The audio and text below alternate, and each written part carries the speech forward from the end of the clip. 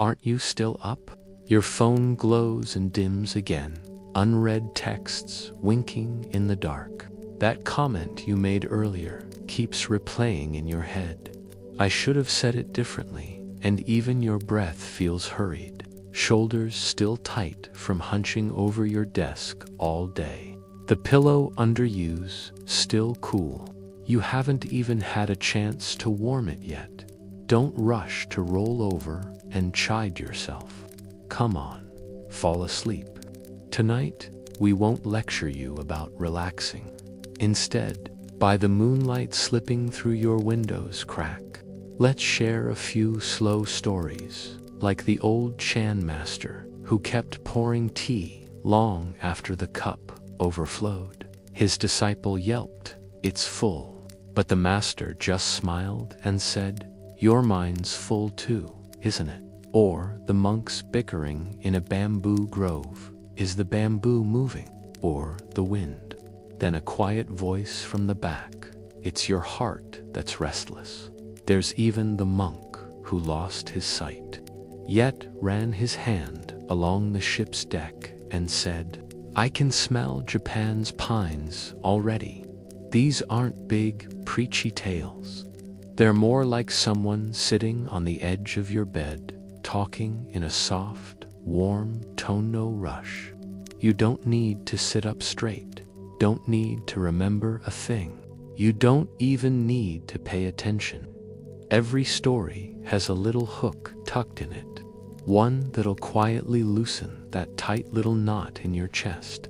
Let's take it slow. You listen easy. By the time we're done, you might just notice, so your shoulders have dropped, and your breath's gone soft, too. Close your eyes gently, if you haven't already. Let the weight of the day soften a little, your shoulders dropping, your breath slowing, like a leaf settling onto still water.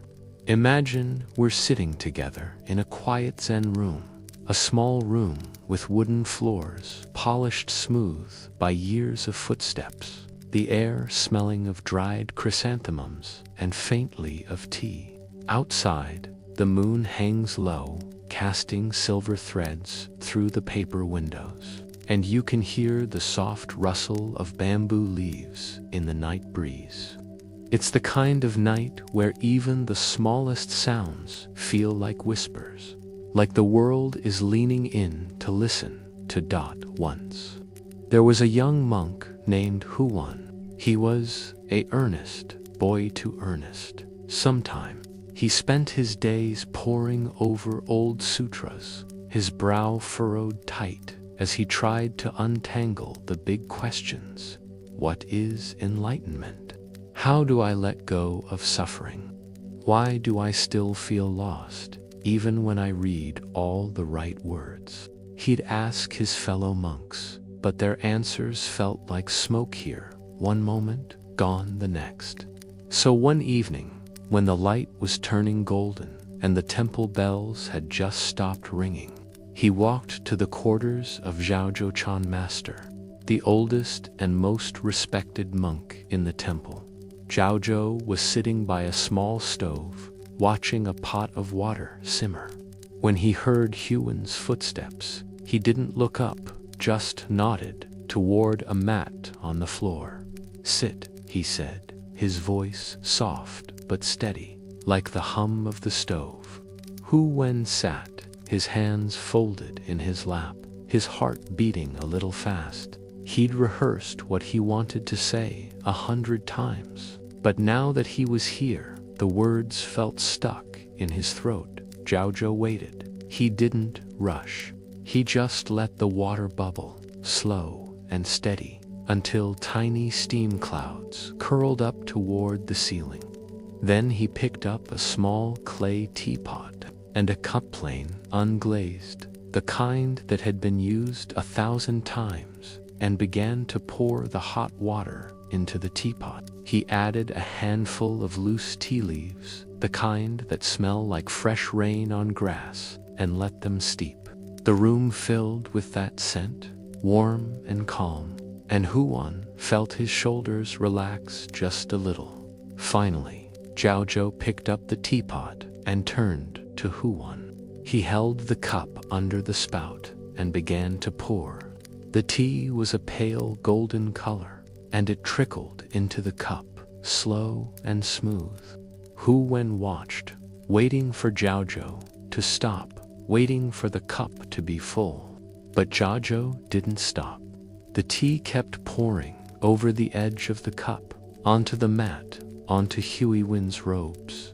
"Master," Huan said, jumping a little, "the cup is full. It can't hold any more tea." Zhao stopped. He set down the teapot and looked at Huan, his eyes soft but clear, like water in a shallow stream. "Your mind is like this cup," he said. "It's full of your questions, your worries, your ideas about what enlightenment should be, what letting go should feel like. You come to me asking for answers, but how can I pour anything new into a cup that's already overflowing?" Hu Wen stared at the spilled tea. It had soaked into the mat, leaving dark circles, and the steam was still rising from the full cup. He thought about all the nights he'd stayed up, his head spinning with thoughts asterisk. Am I doing this right? Will I ever get it? Why does everyone else seem calmer than me? He thought about how he'd cling to those thoughts, like a child clinging to a toy, afraid to let them go, in case he had nothing left. Zhao picked up a cloth and wiped the spilled tea from the floor. Slow and careful, like each movement was a prayer. "You don't need more answers," he said. "You need to empty the cup, not by force, not by trying to push the thoughts away, like dirt in a jar of water. If you shake the jar all day, the water stays cloudy, but if you set it down, the dirt sinks and the water becomes clear again." Hu Wen sat there, watching Zhao fold the cloth. The moon had moved a little higher, and its light now fell across Zhao's hands, worn with lines from years of work, but steady. He thought about his own hands, how they'd often trembled when he held a sutra, how he'd fidget when he sat in meditation, trying so hard to be calm that he only felt more anxious. "What if I can't empty the cup?" Huan asked, his voice quiet. "What if the thoughts keep coming back?" Zhao smiled. He picked up the full cup of tea and held it out to Hu Wen. "Drink," he said. Hu Wen took the cup. It was warm in his hands, and the tea smelled so good he closed his eyes for a moment before sipping. It was bitter at first, then sweet, then gone like a breath. The thoughts will come back, just like the cup will be empty again, and we can pour more tea. But when they come, don't fight them. Don't cling to them. Just say, "Ah, there you are," and let them pass. Like the wind through the bamboo, it doesn't stay, none of it stays. But if you try to catch the wind, you'll only tire yourself out. Hu Wen finished the tea. He set the cup down, and for a moment, he didn't have any questions. He just sat there, listening to the water simmer on the stove, listening to the bamboo outside, listening to his own breath, slow, deep, calm. It wasn't that the thoughts were gone. It was that he didn't feel the need to hold on to them anymore. They were just there, like clouds in the sky, moving by.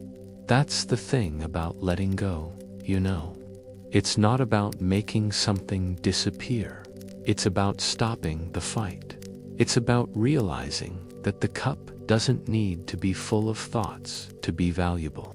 That empty space, those moments when you're not chasing answers, not worrying about the future, not regretting the past, that's where the clarity lives. Think about your own cup right now. What's in it? Maybe it's a to-do list for tomorrow, or a conversation you wish you'd handled differently, or a fear that's been sitting with you all day. Notice how heavy that cup feels when it's full. how it makes your chest tight, your mind race. Now, imagine setting it down, not throwing it away, just setting it on a table, gently, letting the tea, the thoughts stay there, but not carrying the cup anymore. How does that feel? Lighter, maybe. Like a weight you didn't even know you were holding has lifted. Zhaozhou. And Huan sat in silence for a long time after that. The water on the stove boiled down, and Zhaozhou didn't refill it. He just sat, his hands resting on his knees, his eyes half closed, like he was listening to something only he could hear. Hu Wen sat with him, and little by little, the tightness in his chest melted. He thought about all the times he'd tried to fix himself, tried to be more patient, more wise, more enlightened, and how that trying had only made him more unhappy. It was like trying to hold water in your hands. The tighter you squeeze, the more it slips away. When Huan finally stood up to leave, Zhaozhou didn't say anything. He just nodded, and Huan bowed. As he walked back to his own quarters, the moon was brighter than ever, and the bamboo leaves sounded like laughter. He didn't have all the answers, but he had something better. He had the feeling of an empty cup, light, open, ready to receive whatever came next without clinging, without fear. That's the wisdom we're talking about tonight. When you finally let go not of the things themselves, but of the need to control them, to understand them, to make them fit into your idea of how things should be, everything falls into place. Not because the world changes, but because you do. You stop fighting the current, and you let the river carry you. You stop trying to fill the cup, and you notice how beautiful the empty space is right now. As you lie there or sit, if you're still sitting, let that feeling sink in. Let your mind be like that empty cup, not empty in a sad way, empty in a peaceful way. A space where thoughts can come and go, but they don't leave marks. A space where you can just be. No hurry, no pressure, no need to be anything other than exactly who you are right now. The bamboo outside Zhaozhou's Zen room is still rustling.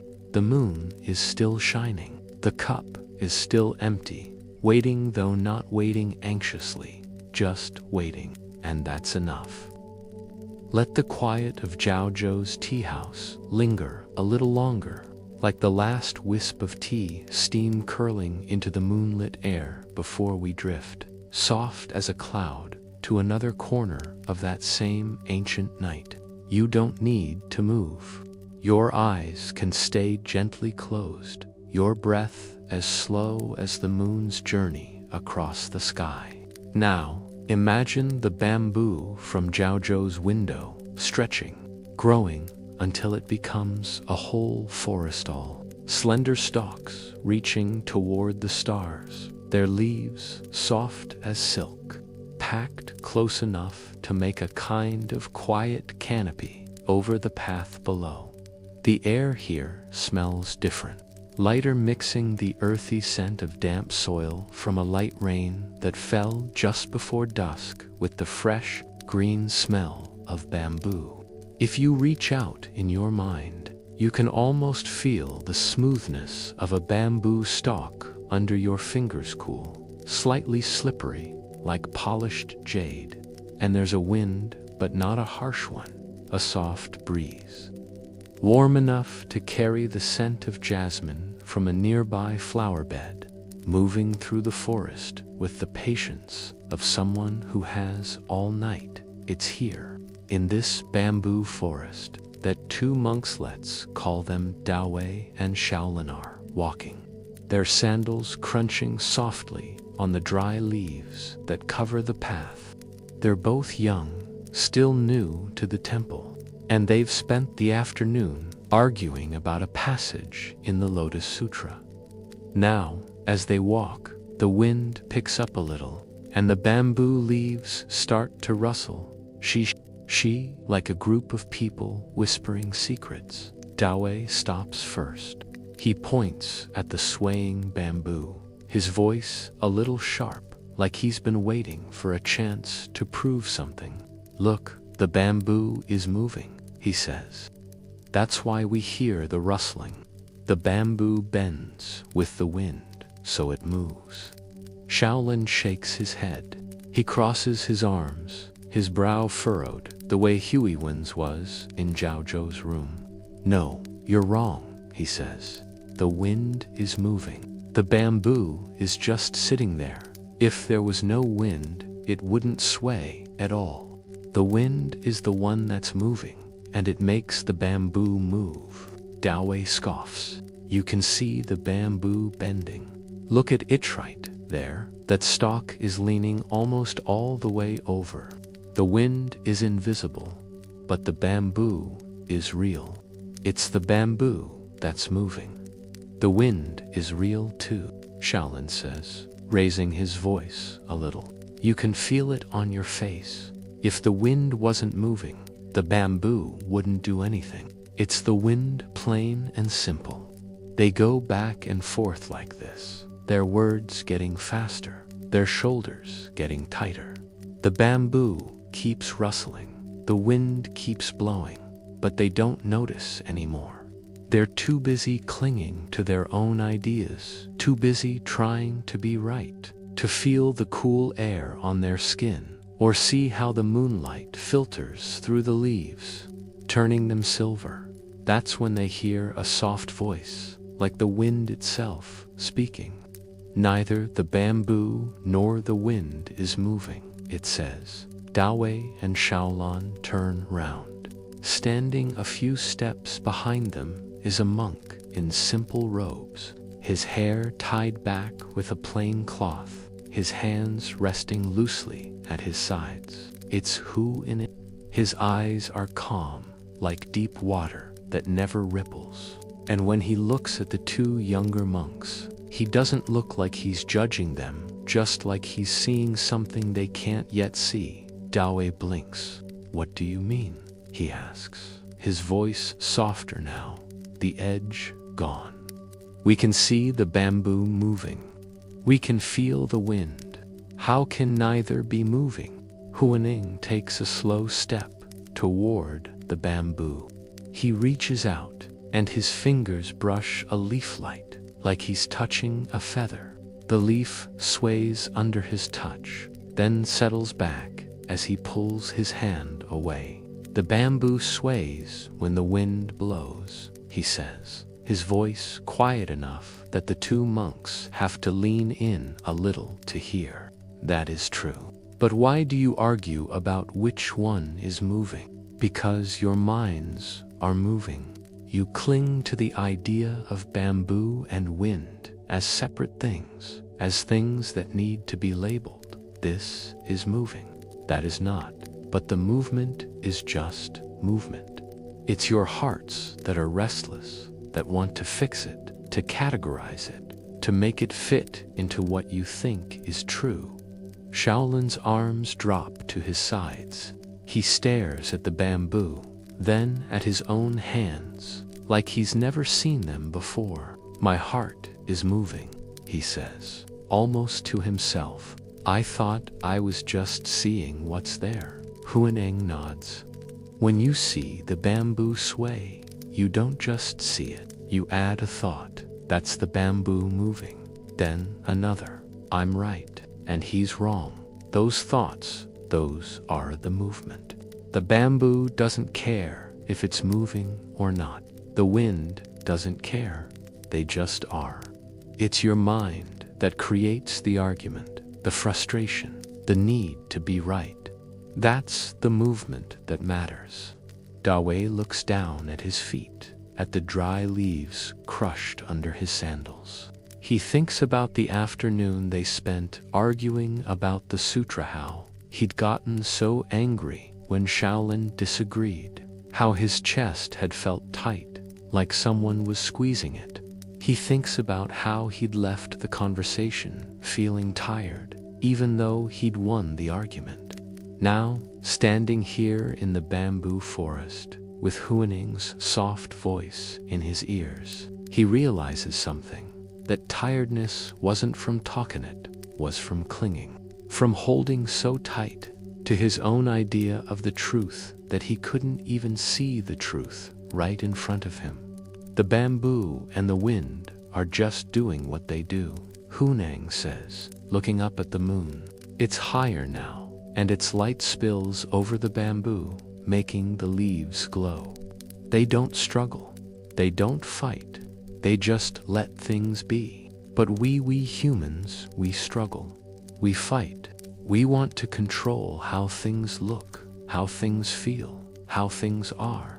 We want to say, this is good, this is bad, this is moving, this is still.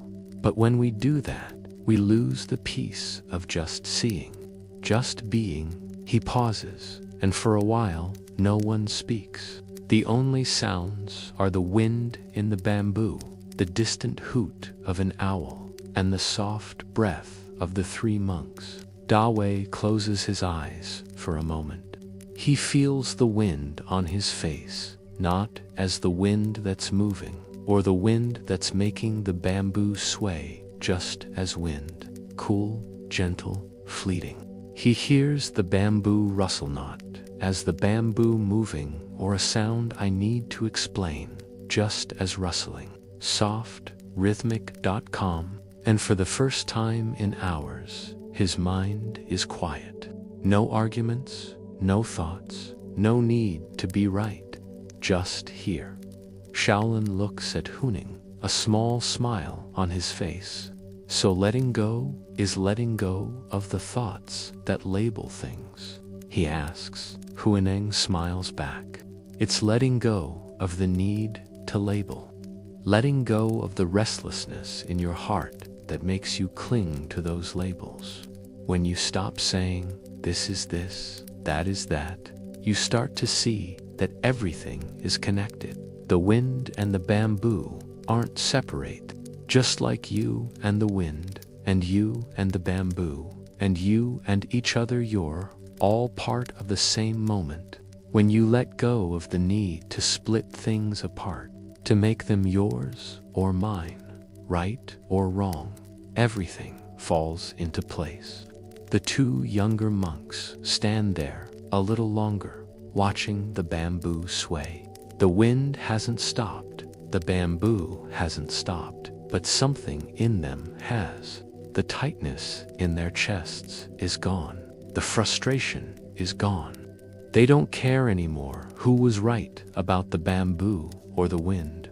They just care about the feeling of being here, of the wind on their skin, the moonlight on their faces, the quiet of the forest at night. When they finally say goodbye to Huineng, they walk back to the temple slowly, slower than they came. They don't talk. They just listen to the bamboo and the wind and their own breaths, slow, deep, calm. They don't have all the answers, but they have something better. They have the feeling of a quiet heart, a heart that isn't moving, not because it's empty, but because it's at peace. And that's what I want you to feel right now. As you lie there, let your mind be like that quiet heart. When you notice a thought, I need to remember to do laundry tomorrow, or I wish I hadn't said that earlier, don't label it as good or bad. Don't cling to it. Don't push it away.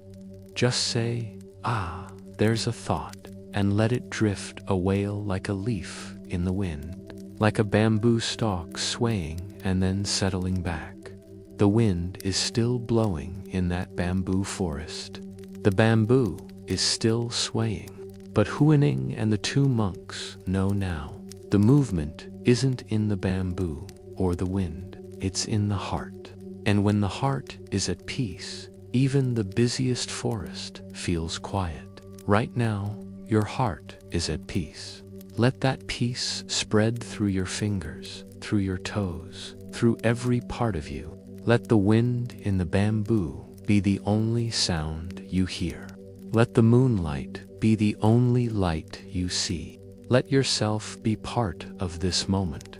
No labels, no struggles. No need to be anything other than exactly who you are.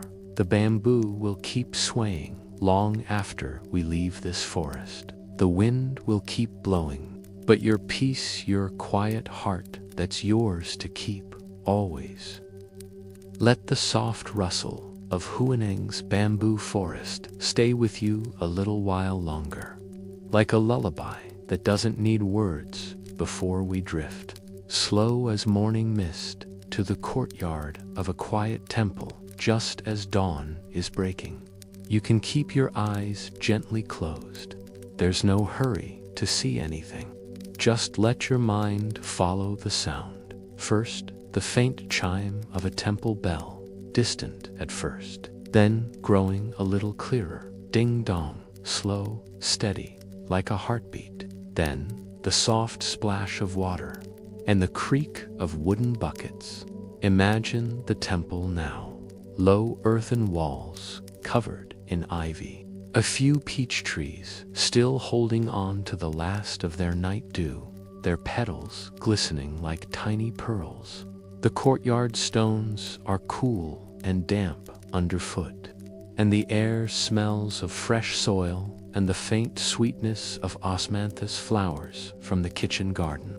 Dawn is painting the sky in soft pastels, pale pink, light purple, a hint of gold where the sun will soon rise, and the mist is still curling around the edges of the courtyard, thin enough to see through, but thick enough to make everything feel a little dreamlike. In the middle of this quiet, there's an old monk walking. That's Chan Master Beige. His hair is white, like snow dusted on dark silk, and his beard hangs down to his chest. But his back is straighter than some of the younger monks in the temple. He's wearing simple gray robes, faded at the cuffs from years of use. And over his shoulder, he carries a wooden yoke, a long, smooth beam, worn shiny by the hands of monks who've used it before him. From each end of the yoke hang to buckets heavy oak barrels, their sides stained dark by decades of water. With each step, Beijing moves slowly, but not clumsily. His feet press firmly into the stone path, one after the other, and his hands rest lightly on the yoke to steady it. The buckets sway a little, but only a little, just enough to make the water inside slosh softly, splash, splash, like a whisper. He's walking from the well at the edge of the courtyard to the kitchen, where the monks will use the water to boil tea, wash vegetables, and fill the bowls for morning meal. He does this every day, sunrise to sunset, rain or shine even, though he's well past 70 today. As he turns the corner toward the kitchen, he hears a voice behind him. Master Beige. It's a young monk named Tian Mingberli, 20.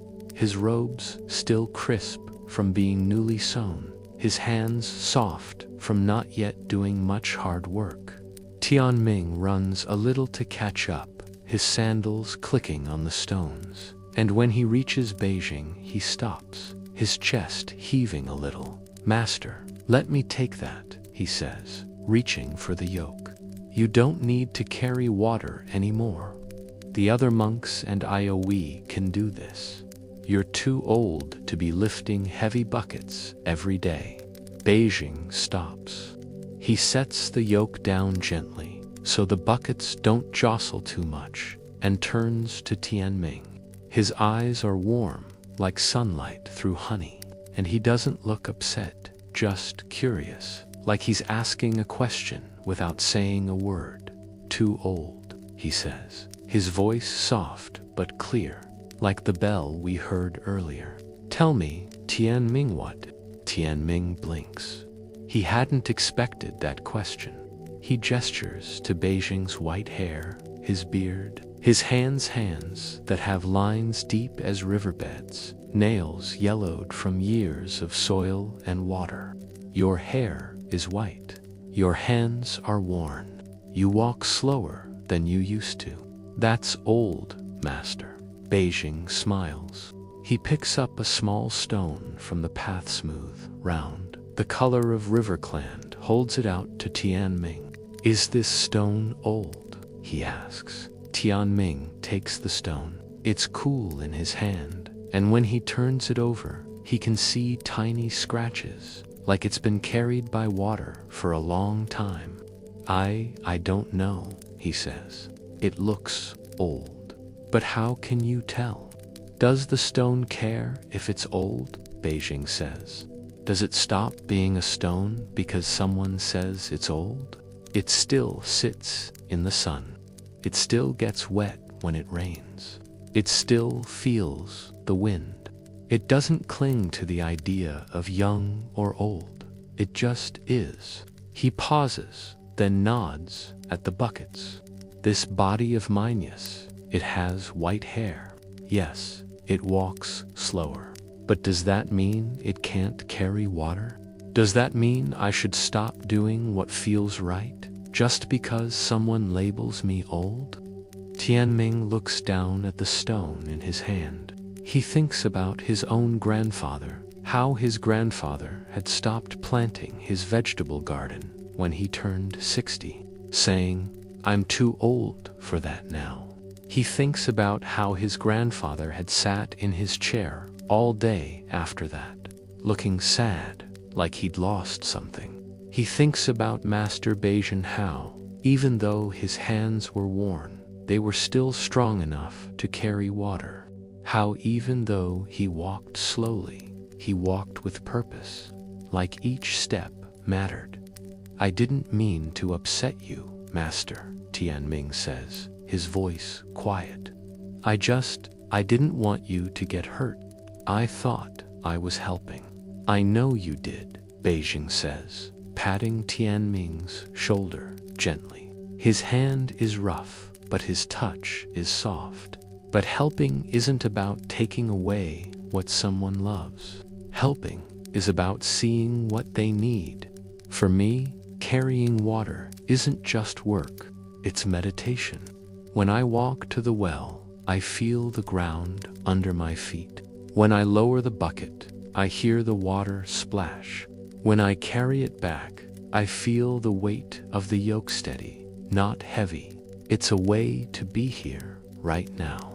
Not thinking about the past, not worrying about the future, just carrying water. He bends down and picks up the yoke again, sliding it back over his shoulder.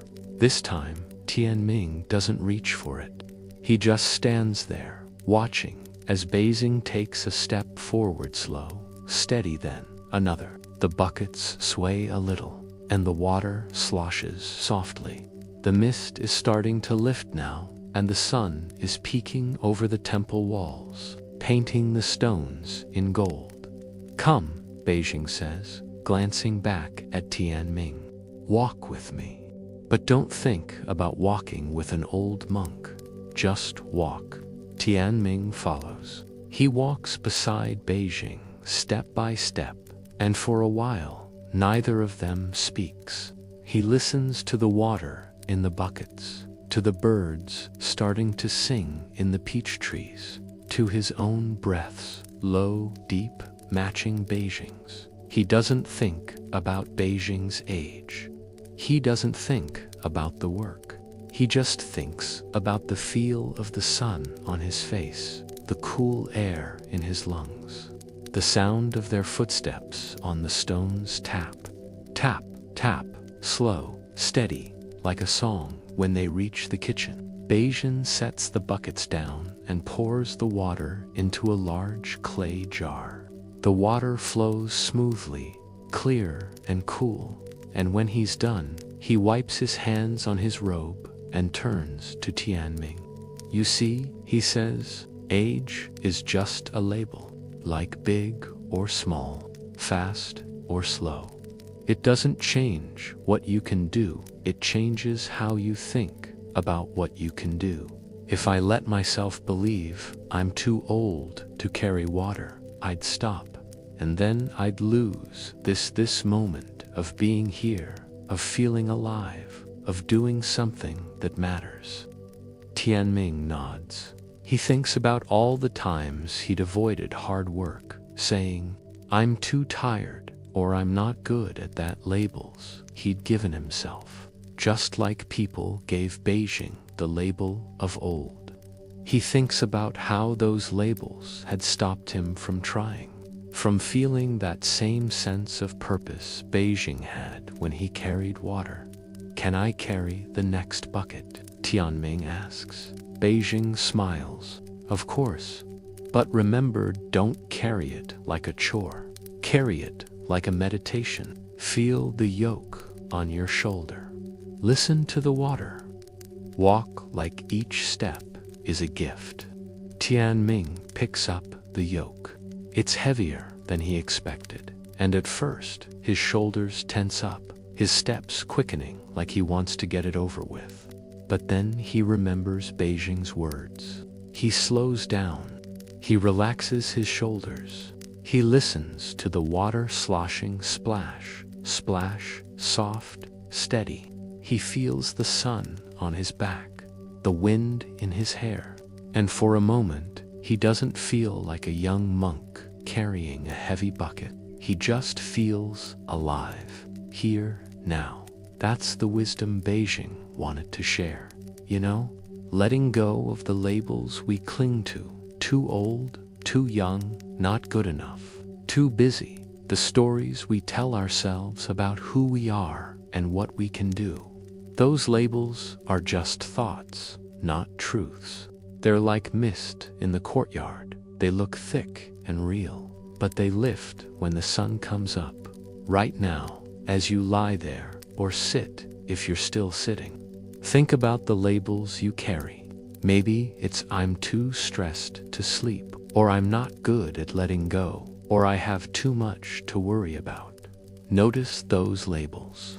Say them out loud in your mind. "I'm too stressed," and then ask yourself, is that true?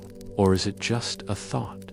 Like Beijing's age, is it just a label that's stopping you from being here right now? The sun is higher now in the temple courtyard. Beijing and Tianming are carrying water back and forth, their steps slow and steady, their breaths calm. The mist is gone, and the peach trees are glowing in the sunlight. The buckets are still heavy, but they don't feel like a burden anymore. They feel like a reminder that the present moment is always here, waiting if we just let go of the labels that block us from seeing it. Let yourself be like that now. Let go of the labels. Let go of the stories. Just be here. Feel your breaths low, deep, steady. Feel the weight of your body on the bed or chair, warm, safe, grounded. Feel the quiet around you, not empty, but full of small sounds, a distant bird, a soft breeze, your own heartbeat. That's all you need. Just this, just now. Let the warmth of Master Beijing's temple courtyard wrap around you a little longer, those golden sunbeams on the stone path, the soft slosh of water in oak buckets, the quiet rhythm of footsteps before we let that light stretch, slow and soft, all the way to the edge of the sea. You don't need to shift. Your eyes can stay gently closed. Just let your senses drift. First, the smell of osmanthus from the kitchen garden fades, replaced by something saltier, fresher, the temps of sea air, mixed with the damp, earthy scent of seaweed that's washed up on the shore.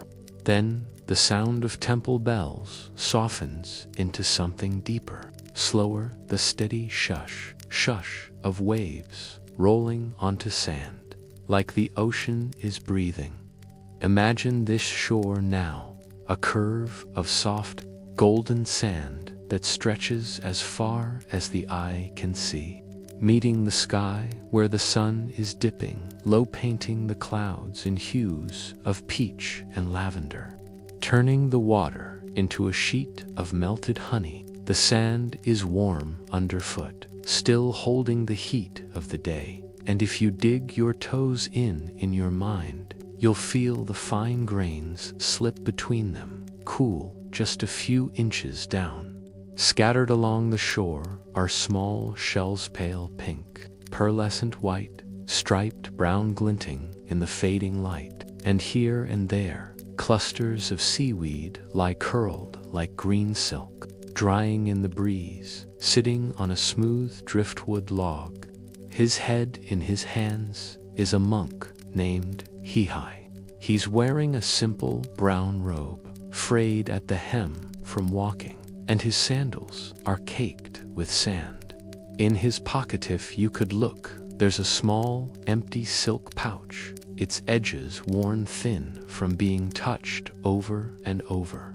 That pouch used to hold his most precious possession, a pearl given to him by his teacher before he left the mountain temple to travel.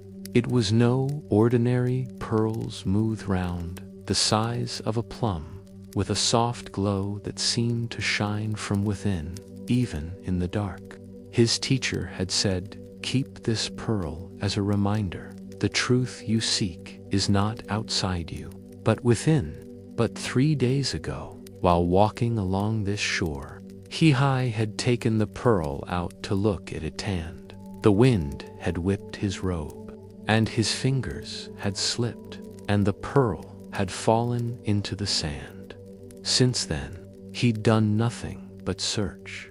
From dawn until dusk, he'd walked the shore, bending over to sift through sand with his fingers, digging at clumps of seaweed, prying small stones out of the earth to check underneath. His knees were scraped raw from kneeling on sharp shells. His fingers were sore and bleeding from digging. His throat was dry from the salt air, and his eyes stung from staring at the sand for hours on end. But he couldn't stop. The pearl was his reminder, his connection to his teacher, his hope for finding the truth. If he lost it, what did he have left? "Where are you?" he whispered now, staring at the sand in front of him. The waves rolled in, covering the spot where he'd been digging just moments before, erasing his footprints like they'd never existed. "Please, I need you back." He'd been so focused on finding the pearl that he hadn't noticed the beauty around him. He hadn't seen the way the sun turned the waves into gold, or the way seagulls dipped and soared in the sky, their cries soft and free. He hadn't felt the cool breeze on his face, or the warmth of the sand through his robe. He hadn't even tasted the fresh, sweet water a fisherman had offered him yesterday. He'd just shaken his head, too busy to stop. All he'd seen was the sand. All he'd felt was fear. Fear of losing, fear of failing, fear of being empty. That evening, as the sun dipped lower, painting the sky a deep shade of rose, Weihai's legs gave out. He collapsed onto the sand, his chest heaving, tears streaming down his face. He'd walked so far, dug so deep, and found nothing. The pearl was gone. His reminder was gone. He felt like a part of himself was gone, too. "I can't do this anymore," he whispered, his voice broken. He let his hands fall to his sides, his fingers brushing the sand. For the first time in 3 days, he stopped looking. He stopped searching. He just sat. At first, it was hard. His mind raced. What if I missed it? What if tomorrow I look again and find it? What if I never find it? But then, something shifted. The waves rolled in, and he heard them not as a distraction, but as a sound, soft and steady. The breeze blew, and he felt it on his cheeks, not as something that had stolen his pearl, but as something cool and gentle, easing the tightness in his shoulders. The sun dipped lower, and he saw the sky not as a sign that another day of searching was ending, but as something beautiful, something that changed every moment, and didn't cling to being bright or golden or rosy. He took a deep breath, his first deep breath in days, and let it out slowly.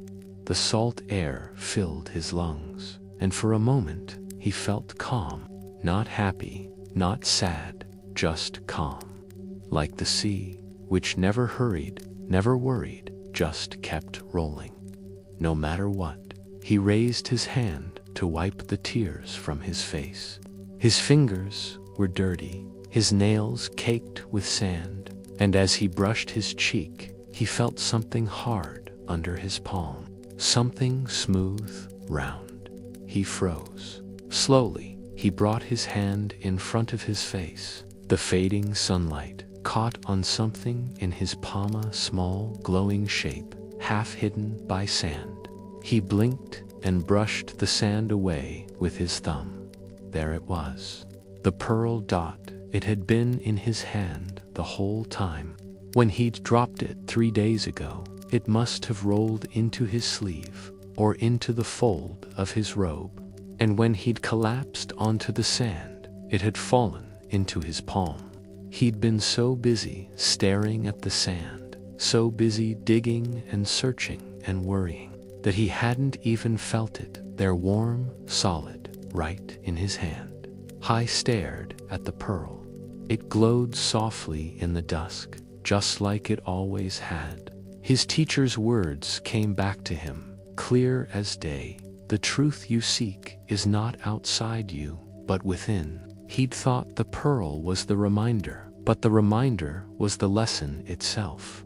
He'd been so persistent to find something outside himself that he'd missed what was right in front of him, right in his own hand. He laughed, then not a loud laugh, but a soft, relieved one. Like a weight he'd been carrying for years had finally lifted. He held the pearl up to the sky, letting the last of the sunlight shine through it. "I've been looking everywhere but here," he said, smiling. That night, he sat on the driftwood log until the moon rose. He didn't hold the pearl tightly. He let it rest gently in his palm, like a bird that might fly away if he squeezed too hard. He watched the waves roll in, silver in the moonlight, and listened to the sound of the ocean breathing. He thought about all the things he'd chased in his life: knowledge from sutras, praise from his teachers, the perfect meditation state. He'd thought he needed to find those things outside himself to be whole, but just like the pearl, they'd been with him all along. The knowledge was in his own understanding. The praise was in his own effort. The perfect state was in just being here, right now. When he finally stood up to walk back to the small hut he'd been staying in, he felt lighter than he'd felt in years. His knees still hurt, his fingers were still sore, but he didn't care. He had his pearl, yes, but more than that. He had something better. He had the understanding that letting go of the search was how you found what you were looking for. That's what I want you to feel right now, as you lie there. Think about the things you're searching for in your own life: peace, happiness, answers, a sense of purpose. Maybe you think you need to find them in a job, a relationship, a place, or a thing. But what if they're already with you, La Huihai's pearl, right in your hand, just waiting for you to stop searching long enough to notice? You don't need to chase peace. It's here, in your slow breath, in the quiet around you, in the way your body feels right now, warm, safe, grounded. You don't need to chase happiness. It's here, in the small moments, the sound of a distant bird, the softness of your pillow, the feeling of being alive. You don't need to chase answers. They'll come when you stop rushing to find them, when you let yourself be still enough to hear them. He left the shore the next morning, but he took the lesson with him. He still carried the pearl, but he didn't cling to it. Sometimes he'd let it rest in his pocket, forgotten, until he'd feel it there and smile, remembering the night he learned to stop searching. Right now, let yourself stop searching too. Stop searching for more or better or different. Just be here. Let your breath be slow. Let your mind be quiet. Let your heart be open. The thing you're looking for, peace, happiness, whatever it is, it's already with you. You just need to let go of the need to find it, to see it. The ocean is still breathing, even now. The moon is still shining on the waves. And you are still here, whole and perfect, just as you are. Let the quiet hum of the sea stay with you a little while longer.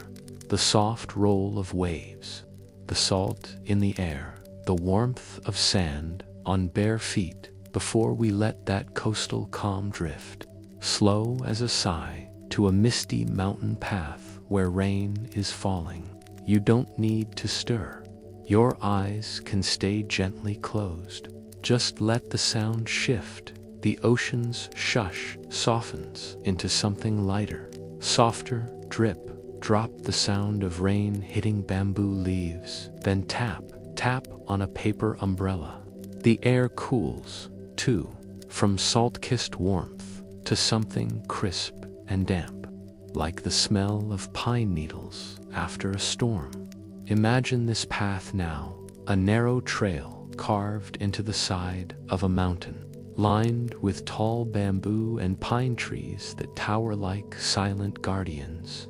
The ground is paved with smooth stone slabs, worn round by centuries of footsteps. And now those stones glisten dark under the rain, shiny as polished obsidian. The rain is fine, almost mist-like, falling in thin silver threads that catch the faint light filtering through the tree canopy. It's not a storm, just a steady, gentle rain, the kind that makes the world feel quiet, like everyone is holding their breath to listen. Walking along this path is Dogen Zenji. He's wearing a plain indigo robe, the fabric heavy with moisture, and a wide-brimmed straw hat that keeps the rain off his face. In his hand, he holds a paper umbrella, pale beige, its edges frayed a little from use, but he doesn't hold it too tight. His grip is loose, like he's letting the umbrella move with the wind, not fighting it. And on his feet, a pair of simple straw rain boots, woven from dried palm leaves, their tops turned down slightly. If you looked closely, you'd see that the boots are soaked through water, seeps out of the seams when he steps, leaving small puddles on the stone slabs, and his socks, thin, white cotton, are heavy with rain, clinging to his ankles. But Dogen doesn't hurry. He walks at the same slow, steady pace he always does, one step, then another, his feet pressing firmly into the wet boots, his breath deep and even. He doesn't look down at his feet, doesn't frown at the rain, doesn't pull his robe tighter to keep out the damp. He just walks. His eyes are soft, focused on the path ahead, but not fixed, like he's seeing everything. The way rain beads on bamboo leaves, the way a small bird huddles under a pine branch, the way mist curls around the mountain peaks in the distance. Behind him, a young disciple named Kenji struggles to keep up. Kenji is wearing new rain boots, sturdier, made of leather, with thick soles, and he's holding his umbrella so tight his knuckles are white. His robe is pulled up around his waist to keep it dry, and he's hopping over puddles, his steps quick and uneven, like he's trying to outrun the rain. Master, Kenji calls, his voice a little breathless. Shouldn't we find shelter? Your boots are soaked to catch cold, and look at your robits dripping. Dogen stops. He turns slowly, his umbrella tilting a little so he can see Kenji, and he smiles, soft, not mocking, just kind. The rain catches on his eyelashes, making them glisten, but he doesn't blink it away. Shelter, he says, his voice as calm as the rain. What is shelter, Kenji? A place where the rain doesn't fall. A place where robes stay dry and boots don't get wet. Kenji nods, his cheeks pink from hurrying. Yes. If we wait under that pine tree, see, the branches are thick, we can let the rain stop. Your boots will dry and you won't get sick. Dogen looks up at the pine tree Kenji is pointing to. Its branches are dense, yes, and the rain slows under it, but not completely thin. Drops still fall through the needles, making small, dark spots on the ground. He looks back at Kenji, then down at his own soaked boots. He lifts one foot, then sets it down again slow, deliberate. The water squelches softly inside the straw. Does my boot mind being wet? Dogen asks. Kenji blinks. A boot can't mind, master. It's just a boot. Then why do you mind? Dogen says. The boot is wet. That is what it is, right now. It's not bad, it's just wet. My robe is damp. That is what it is. It's not a problem, it's just damp. Why do we take these things, wet boots, damp robes, and turn them into worries? Why do we cling to the idea of dry and warm like they are the only way to be? Kenji stares at Dogen's boots. He thinks about how he'd felt that morning when he'd put on his new leather boots, proud because they were sturdy, because they would keep his feet dry. He thinks about how frustrated he'd gotten when the rain started, how he'd cursed under his breath when the first drop seeped through a seam. He thinks about how he'd been so focused on keeping his feet dry that he hadn't noticed the way the rain made the bamboo leaves glow, or how fresh the air smelled, or how quiet the mountain was, quieter than he'd ever heard it. I don't know, Kenji says, his voice softening. I just don't like being wet. It's uncomfortable. Uncomfortable, Dogen repeats, nodding. He takes a step forward, and the water in his boot sloshes. Yes, it can be. But discomfort is just a feeling.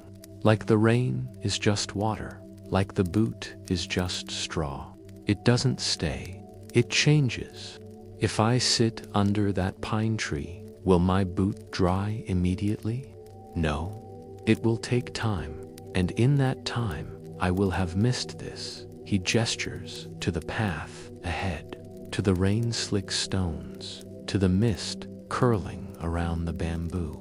This moment, where the mountain is breathing, where the rain is singing, is avoiding a little discomfort worth missing that? Kenji looks around. For the first time, he really sees it. The bamboo leaves heavy with rain, dropping small droplets onto the path with a plink.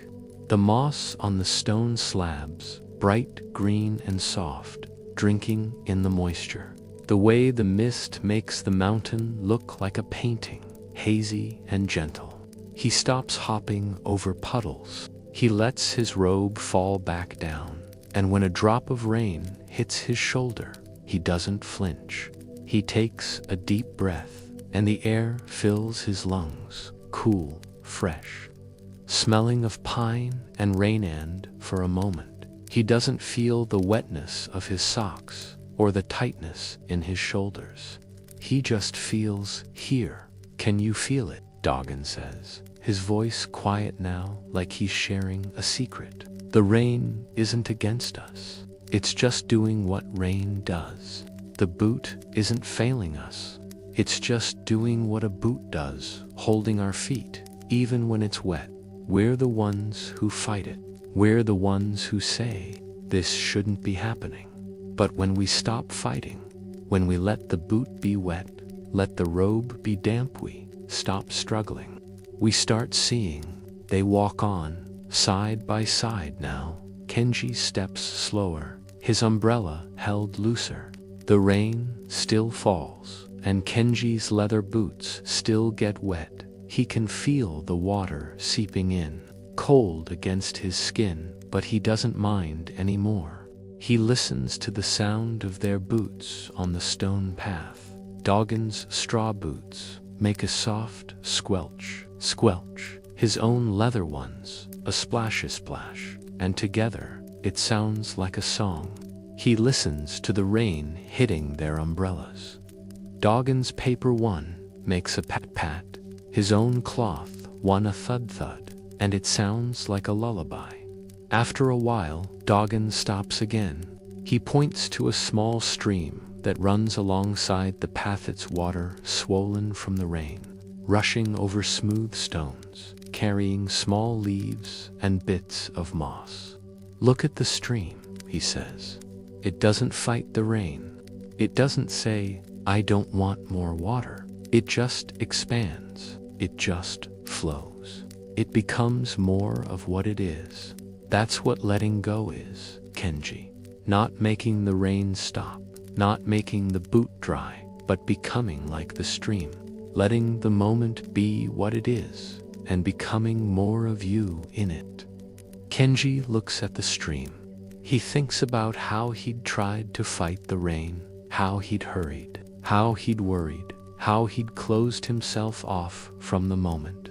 He thinks about how Doggen had flowed with it, how he'd walked slowly, how he'd noticed, how he'd been open, and he realizes the discomfort wasn't in the wet boots. It was in his resistance to the wet boots. The worry wasn't in the rain. It was in his need for the rain to stop. I think I understand, Kenji says, smiling. He lifts his foot and steps into a small puddle on purpose. The water splashes up, wetting his cuff, but he laughs. It's a light laugh, free, like he's letting go of something heavy. Doggen smiles too. He starts walking again, and Kenji follows this time, not behind, but beside him. The rain continues to fall, soft and steady. Their boots are wet, their robes are damp, but neither of them cares. They walk through the mist, through the bamboo, through the quiet of the mountain, and for a long time, they don't speak. There's no need. The rain is speaking for them. The bamboo is speaking for them. The mountain is speaking for them, all saying the same thing. Let be, let flow, let go. That's what I want you to feel right now as you lie there. Think about the wet boots in your own life, the small discomforts, the things that don't go as planned, a noisy neighbor, a sore shoulder, a thought that won't quiet down. You might want to fight them, to fix them, to make them go away, just like Kenji wanted to fight the rain. But what if you stopped fighting? What if you let them be? The rain doesn't stop because we want it to. The wet boots don't dry because we worry about them. But when we stop resisting, when we let the rain fall, let the boots be wet, we find peace. Not because the world changes, but because we stop trying to change the world. We start accepting it just as it is. Right now, notice the small discomforts in your body. Maybe your pillow is a little lumpy. Maybe your feet are cold. Maybe your breath is a little fast. Don't fight them. Don't try to fix them. Just say, this is how it is right now. Let them be, like Doggen let his wet boots be. And as you let them be, feel the peace that comes with not struggling. Feel the quiet that comes with accepting. The rain is still falling on that mountain path. Dogen and Kenji are still walking, their boots squelching, their breaths calm. The mist is still curling around the bamboo, and the stream is still flowing. Everything is exactly as it should. Be wet, boots and all, and so are you. Exactly as you are. Right now, fixes, no changes, no fights you, are perfect. You are at peace.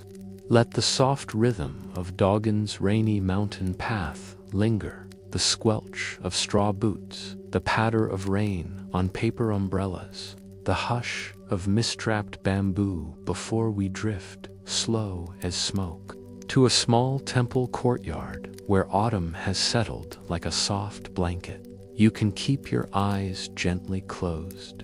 Let the air shift around you. The cool damp of the mountain fades into something crisper, tinged with the earthy scent of fallen leaves and the faint, sweet aroma of chrysanthemums blooming near the temple's wooden gate. The sound of rain quiets to a whisper, then fades entirely, replaced by the soft crackle of a distant fire and the rustle of dry maple leaves skittering across stone. Imagine this courtyard now, square, bordered by low earthen walls, its stone slabs covered in a thin layer of golden maple leaves that crunch softly when stepped on. In the center stands a small wooden pavilion, its roof tiles faded red from years of sun and rain, and under the pavilion, 3 wooden Buddha statues carved from oak, their surfaces painted in soft gold and red, though the paint has chipped in places, revealing the warm brown wood underneath. They've stood there for decades, watched over by generations of monks, their eyes closed in gentle serenity, their hands resting in the gesture of peace. It's late afternoon, and the sun hangs low, painting the sky in soft oranges and pinks. A chill wind blows through the courtyard, carrying the first hints of winter, enough to make the monks pull their robes tighter around their shoulders. Most of them have retreated to the warmth of the dining hall, sipping hot ginger tea and talking quietly. But one monk remains in the courtyard, Daxia. Daxia is sitting on a stone bench near the pavilion, his back straight but relaxed, his hands resting in his lap. He's wearing a well-worn gray robe, its sleeves frayed at the cuffs, and his hair is tied back with a simple hemp cord. His face is calm, his eyes half closed, watching the way the sun's light gilds the edges of the Buddha statues. He's been sitting there for an hour, feeling the cold seep into his bones, not unpleasantly, just a gentle reminder of the season. But as the wind picks up, he shivers a little. He stands slowly, stretching his arms overhead, then walks over to the pavilion. He looks up at the wooden Buddhas, their chipped paint, their smooth wood, their quiet presence, and then down at the small pile of dry kindling and wood chips he'd noticed earlier, tucked under the pavilion's steps, left there by a young monk who'd been repairing a bench. The cold nips at his fingers, and he rubs them together, blowing on his palms for warmth. Then, without hurry, he bends down and picks up the kindling. He arranges it in a small circle on the stone floor of the pavilion, near the base of one of the Buddha statues. He takes a flint from his robe pocket, once, twice, until a small spark catches the dry kindling. The flame grows slowly, small at first, then flickering a little larger, casting warm orange light on the Buddha's feet. Daxia sits back down, cross-legged, and holds his hands near the flame, not too close, just enough to feel the warmth seep into his cold fingers. He closes his eyes, breathing in the smell of burning wood, listening to the soft crackle of the fire.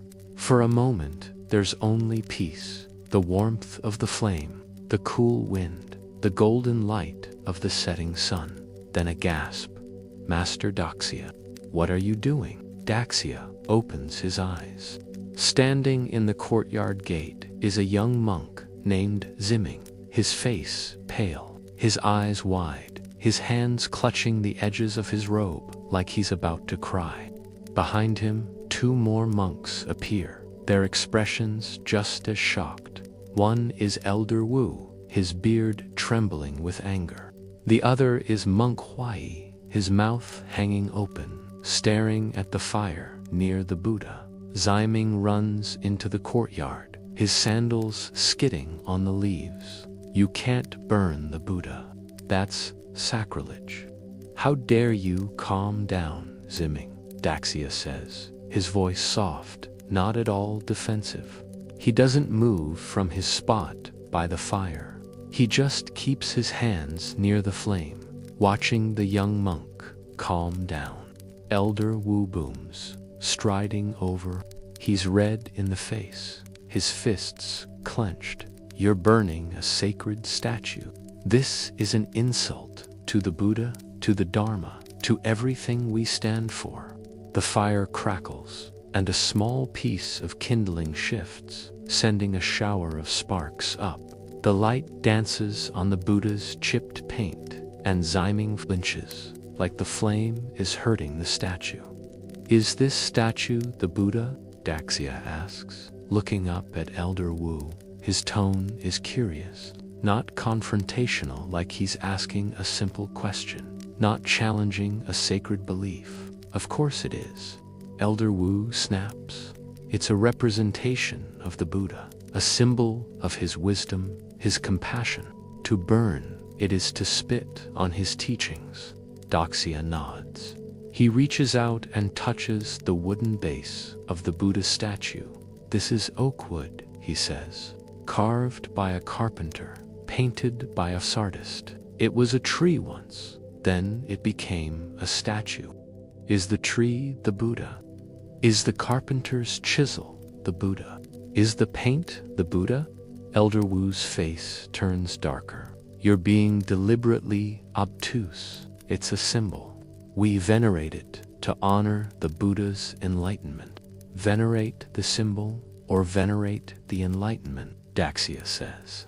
He leans forward a little, his eyes clear, like he's trying to help them see something. The Buddha taught us to look within, to find enlightenment in our own hearts, not in statues, not in temples, not in rituals. He said, if you see the Dharma, you see the Buddha. If you see the Buddha, you see the Dharma. He didn't say, if you see a wooden statue, you see the Buddha. Zimming steps forward, his voice trembling. But we've always cared for these statues. We polish them, we offer them flowers, we bow to them. They're part of our practice. They can be part of practice, Daxia says, gently. But when practice becomes clinging, when we think the statue is the Buddha, when we fear harming the wood more than we fear harming our own hearts with anger or attachment, then it's no longer practice. It's just habit. It's just clinging to form. He gestures to the fire. I'm not burning the Buddha. I'm burning wood.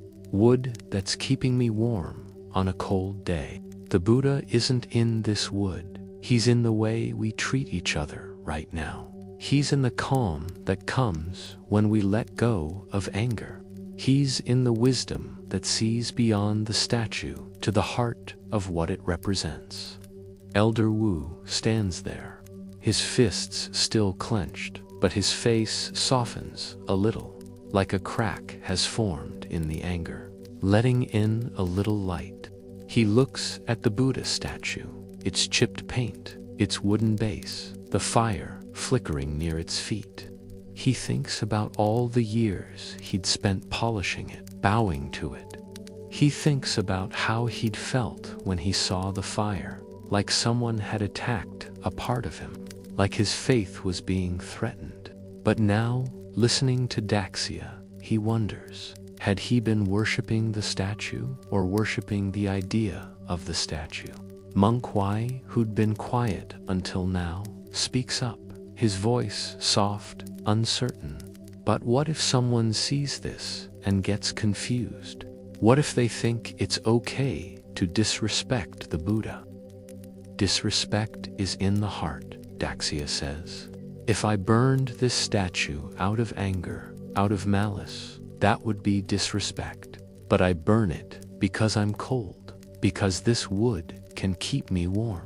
And I honor the Buddha by remembering that his teachings are about letting go of form, letting go of attachment, letting go of the things we think are sacred until they become chains. He reaches into his robe and pulls out a small, worn sutra, its pages yellowed, its binding loose. He opens it to a page he'd marked and reads softly, "The Buddha is not in the East, not in the West, not in the South, not in the North. He is in your own heart, in the clarity of your mind, in the compassion of your actions." He closes the sutra. That's the Buddha we should venerate, the one in our hearts, not the one in wood. The wind blows again, carrying a maple leaf that lands gently on the edge of the fire. It crinkles, then burns quickly, turning to ash. Ziming watches it, and for a moment, he doesn't feel angry anymore. He feels light, like a weight he didn't know he was carrying, the weight of thinking he had to protect the statue. The weight of confusing form with truth has lifted. He looks at the Buddha statue again, and he sees it now, not the Buddha, but a piece of wood carved with care. A reminder of the Buddha's teachings, but just a reminder. Elder Wu sighs. He unclenches his fists, and his shoulders drop. He walks over to the fire and kneels down beside Daxia. He holds his hands near the flame, to feeling the warmth seep into his cold fingers, and for a moment, neither of them speaks.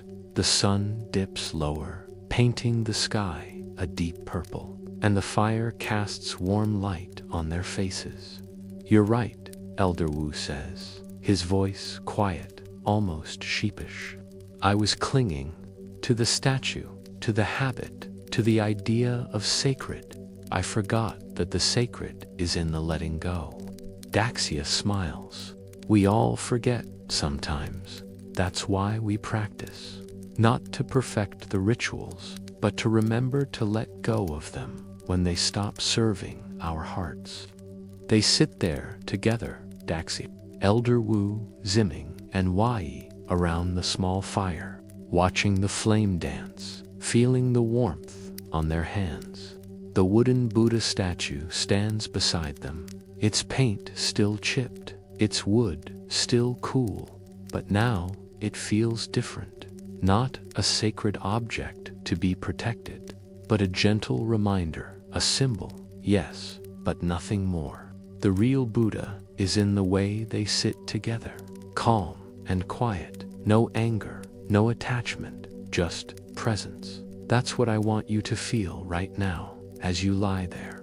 Think about the statues in your own life, the forms, the rituals, the ideas you cling to because you think they're sacred or right, the way you think you should meditate, the way you think you should feel at peace, the things you think you should have to be happy. These things can be helpful, yes, like the wooden Buddha.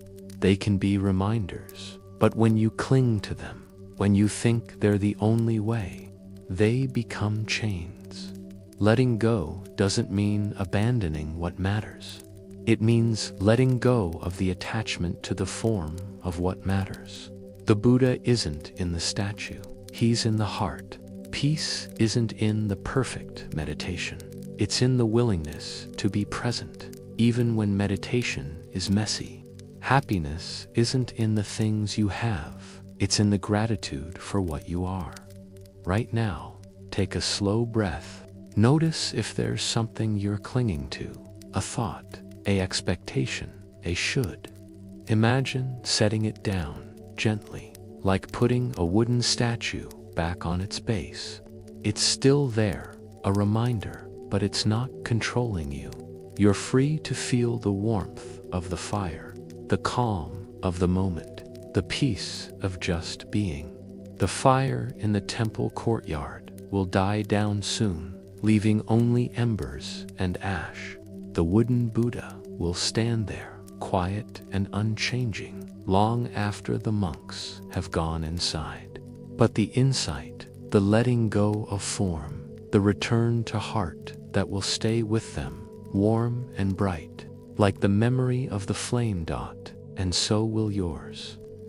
Let the warmth of Daxia's fire linger a little longer, the crackle of wood, the glow of embers, the soft hush of monks sitting together in understanding before we drift, slow as the first light of dawn, to the same temple's bell tower, where the sky is still wrapped in the dark blue of early morning. You don't need to stir. Your eyes can stay gently closed. Let the air shift. The scent of burning wood fades into something crisp and clean. The smell of dew on grass, of cold stone, of the faint incense that lingers from last night's evening chant. The sound of the fire's crackle softens to silence, then gives way to something quieter still, the slow, steady breath of the temple asleep, the rustle of a nightbird settling into its nest, the distant drip of water from a roof tile. Imagine this bell tower now, a tall, narrow structure made of dark wood, its walls worn smooth by years of wind and rain, its stairs winding up in a tight spiral, each step creaking softly underfoot, as if the tower itself is still waking up. At the top, there's a small room with an open window, and hanging from the ceiling, suspended by thick braided ropes, is a massive bronze bell. It's old, this bell, its surface etched with faint patterns of lotus flowers, some worn almost smooth, others still sharp enough to catch the light, and it's cold to the touch, even in the warmth of summer. Next to it, leaning against the wall, is a thick wooden mallet, its handle polished to a rich amber by the hands of hundreds of monks who've used it before. Sitting on the floor by the window, his back pressed against the cold stone wall, is a monk named Juan. He's young, not much older than 25, with an earnest face and hands that still carry the calluses from his days as a farmer before he joined the temple. This is his first year as the bellkeeper, the monk who rings the morning bell, the sound that wakes the temple, that signals the start of chanting, that greets the sun. His teacher, before he left to travel, told him the morning bell is not just a sound. It is a conversation with heaven and earth. It must be rung at the perfect moment, when the dark starts to fade, when the first breath of wind comes, when the world is ready to listen, or it will not carry the truth of the dawn. Juan took those words to heart. Too much, maybe.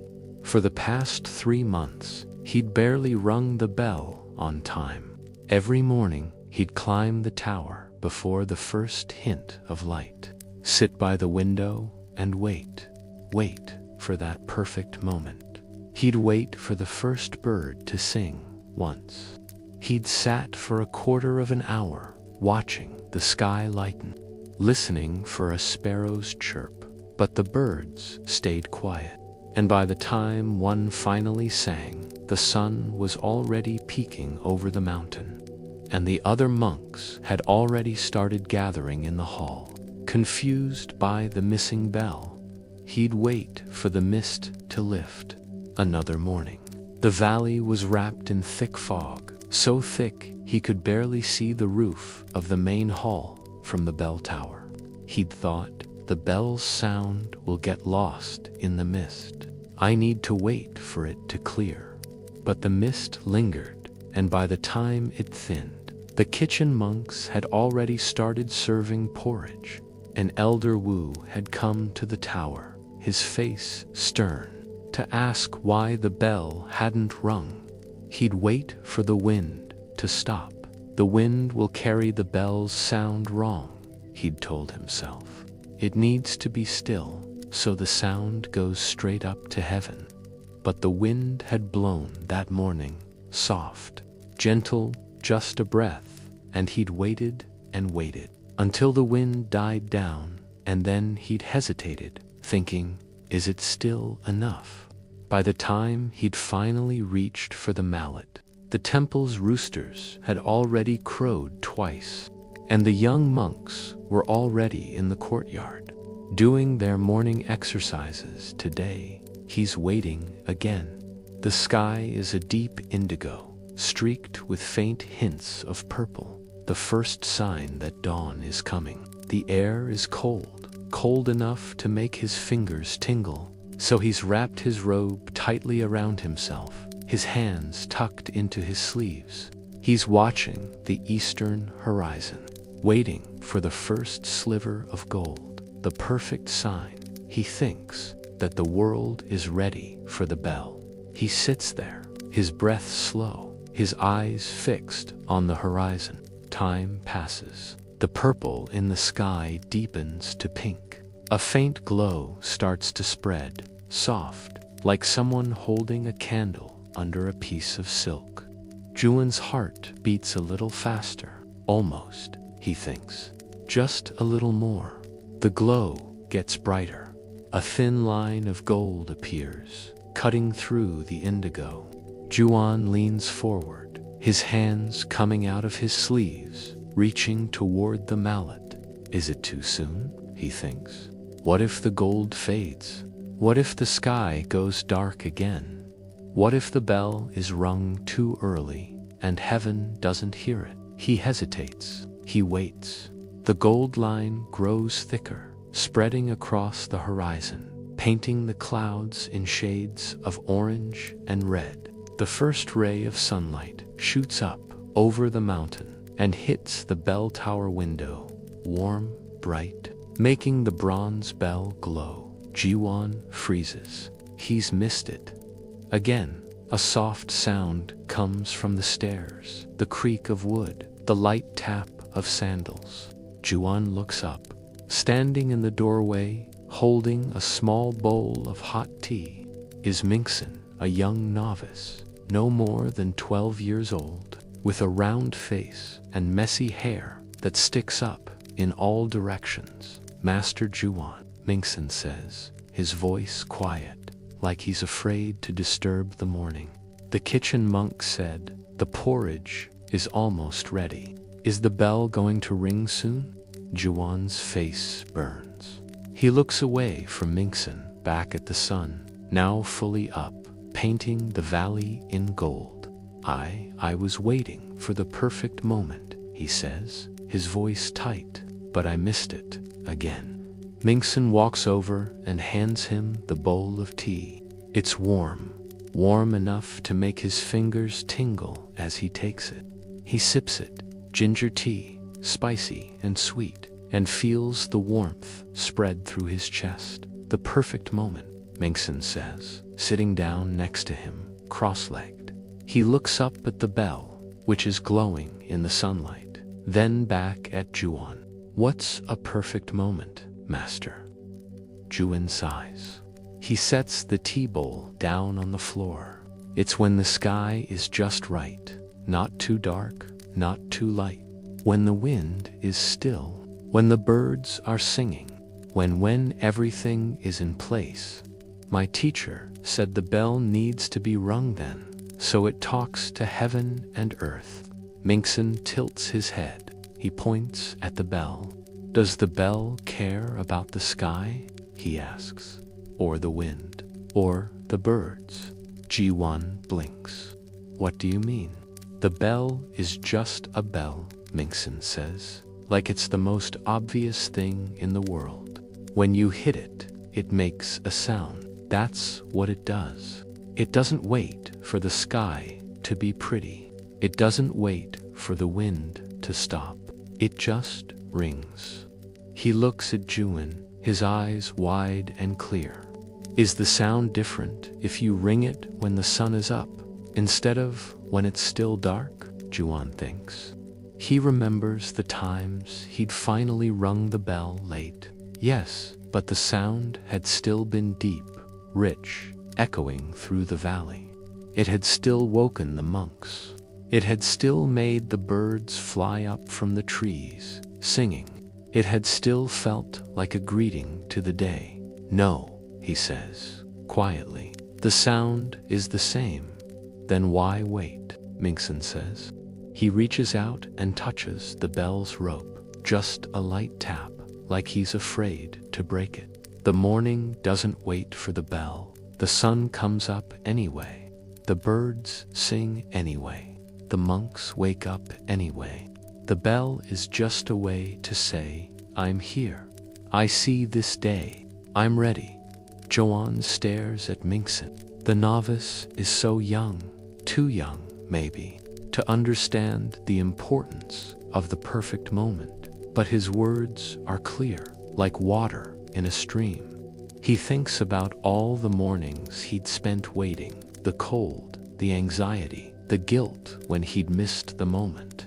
He thinks about how he'd been so focused on doing it right that he'd forgotten why he was doing it in the first place, to greet the day, to wake the temple, to be present. He looks at the bell. It's still glowing in the sunlight, cold but solid. He looks at the mallet, leaning against the wall, its handle smooth. He looks out the window, at the valley below.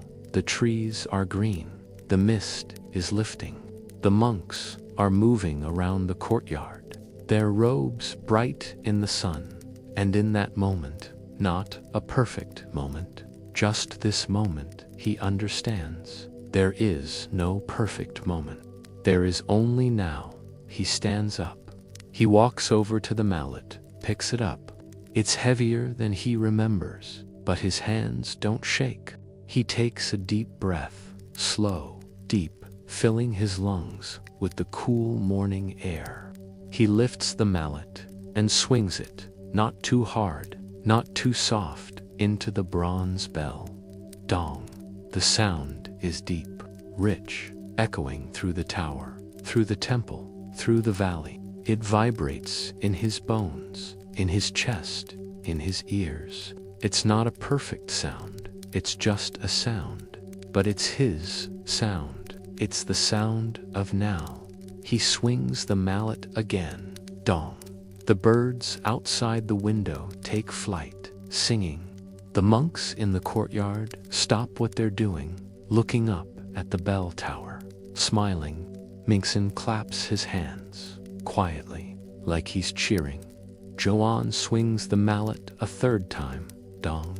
The sound lingers, softening, fading into the morning. He sets the mallet down, his hands still tingling from the vibration. He looks out the window, at the sun, at the valley, at the day unfolding. Not perfect, not planned, but real. He feels calm, calmer than he has in months, because he's let go of the idea of perfect, let go of the need to wait, let go of the fear of doing it wrong. He's just rung the bell, in the moment, exactly as it was supposed to be. Mingson stands up, grinning. That sounded nice, he says. Better than the other times, I think. Juan smiles. Because I didn't wait, he says. I just did it. They walk down the stairs together, the echo of the bell still in their ears. The kitchen monk waves at them from the door, holding a bowl of porridge. The other monks nod, their faces warm. The day is already moving forward, and Juan is part of it, not watching, not waiting, but being. That's what I want you to feel right now, as you lie there, Think about the perfect moments you wait for in your own life, the perfect time to start meditating, the perfect time to say, "I'm sorry," the perfect time to let go of a worry. You wait, and before you know it, the moment is gone, just like Juan's dawn. But there is no perfect time. There is only now. You don't need to wait for your breath to be slow to meditate. You can meditate right now with the breath you have. You don't need to wait for the right words to say you're sorry. You can say it now with the words you have. You don't need to wait for your worry to go away, to be calm. You can be calm now, even with the worry still there. Right now, take a slow breath. Notice the moment you're in, not the moment you want, not the moment you think you need, but this one. The feel of your pillow under your head, the sound of your breath, the quiet around you. This is your bell moment. You don't need to wait for it to be perfect. You just need to be here, in it.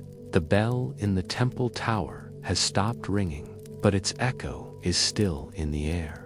The sun is higher now, warming the valley.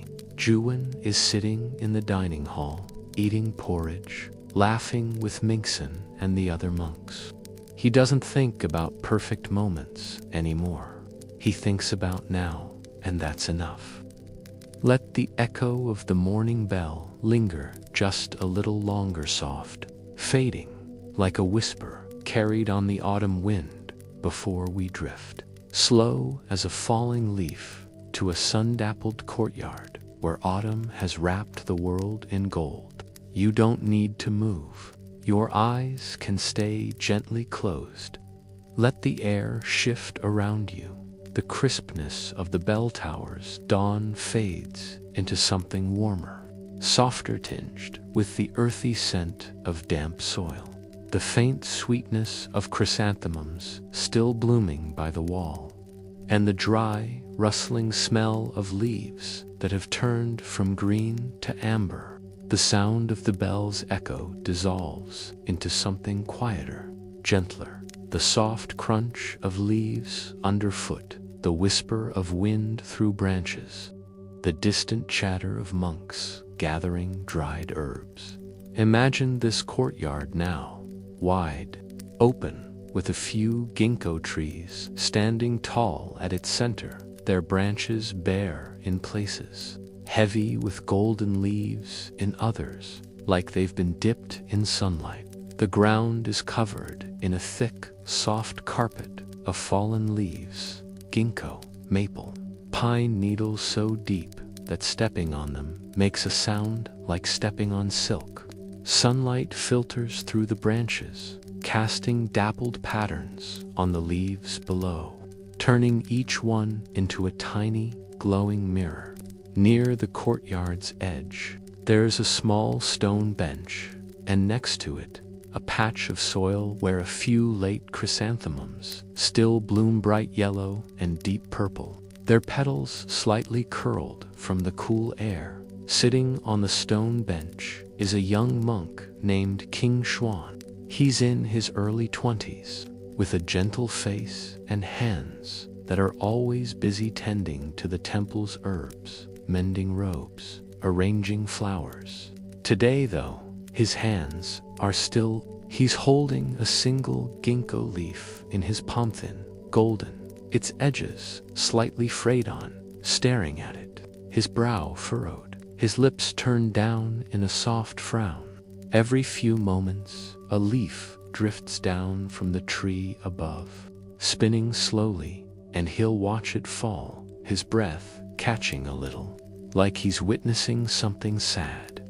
He'd woken up that morning to find the courtyard covered in leaves. At first, he'd thought it was beautiful, like the ground had been covered in gold. But then he'd bent down to pick one up, and he'd noticed how dry it was, how brittle, how it crumbled a little when he pressed it between his fingers.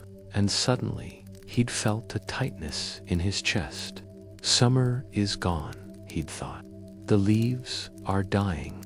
Everything is fading. He'd spent the morning raking the leaves into small piles, but every time he finished a pile, more leaves would fall soft, silent, covering his work. It had made him sad, like he was fighting a losing battle against time, against change, against the inevitable. Now he sits on the bench, the ginkgo leaf still in his palm, feeling the weight of the season in his heart. He says softly, to no one in particular.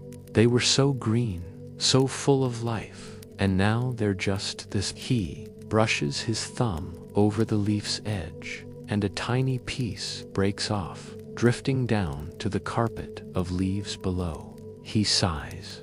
A soft laugh comes from behind him, warm, gentle, like the sun on his shoulders. Gone where, little one? King Xuan looks up. Standing there, side by side, are Hanshin and Shide, two monks, known throughout the temple for their quiet wisdom, their love of nature, and the way they always seemed to find joy in things others missed.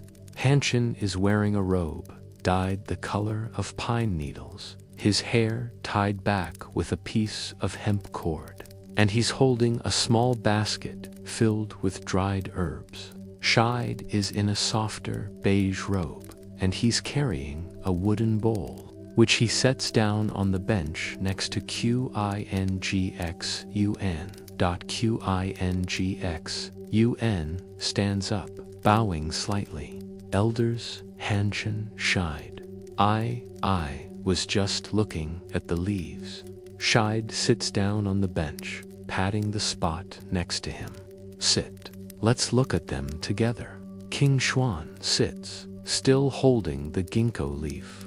Hanshin leans against the ginkgo tree, his basket at his feet, and watches a leaf drift down slow, spinning, like it's dancing.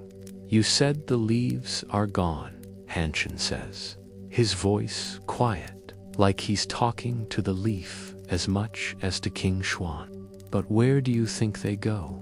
King Xuan blinks. He'd never thought about it, not really.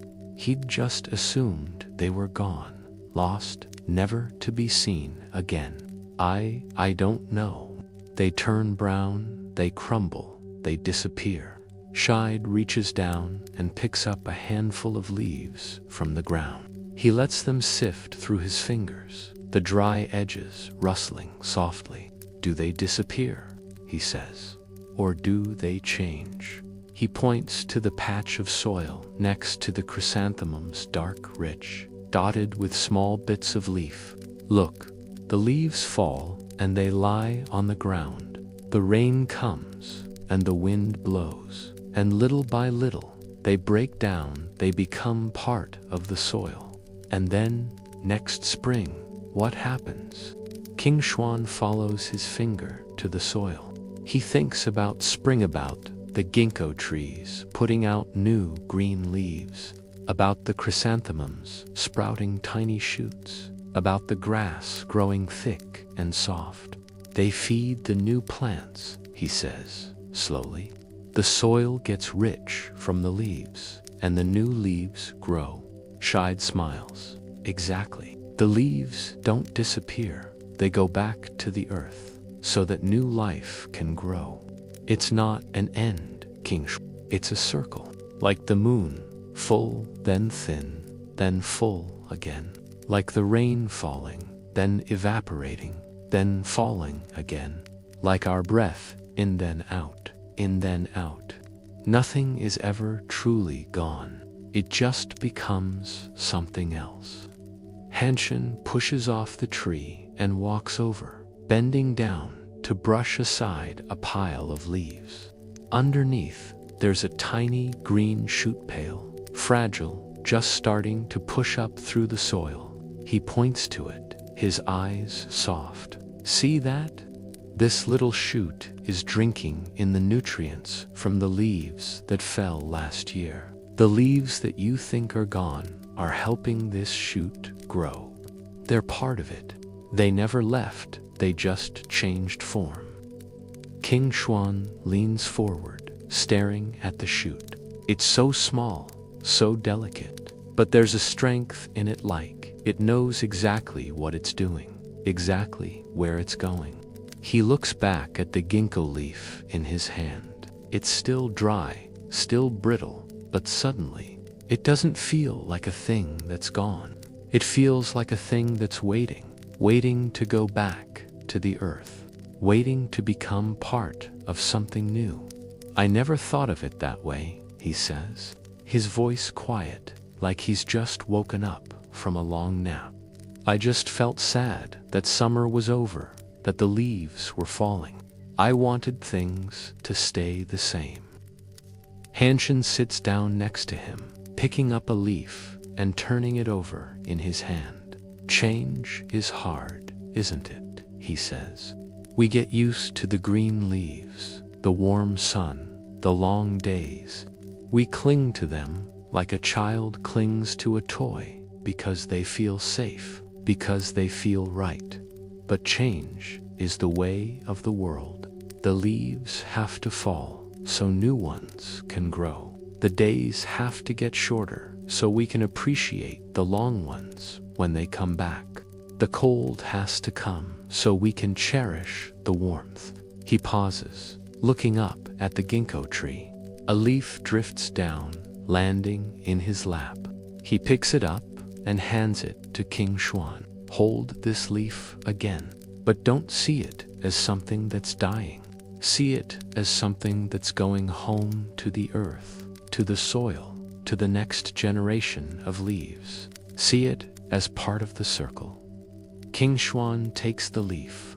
It's the same leaf he was holding before, thin, golden, frayed at the edges, but now, when he looks at it, he doesn't feel sad.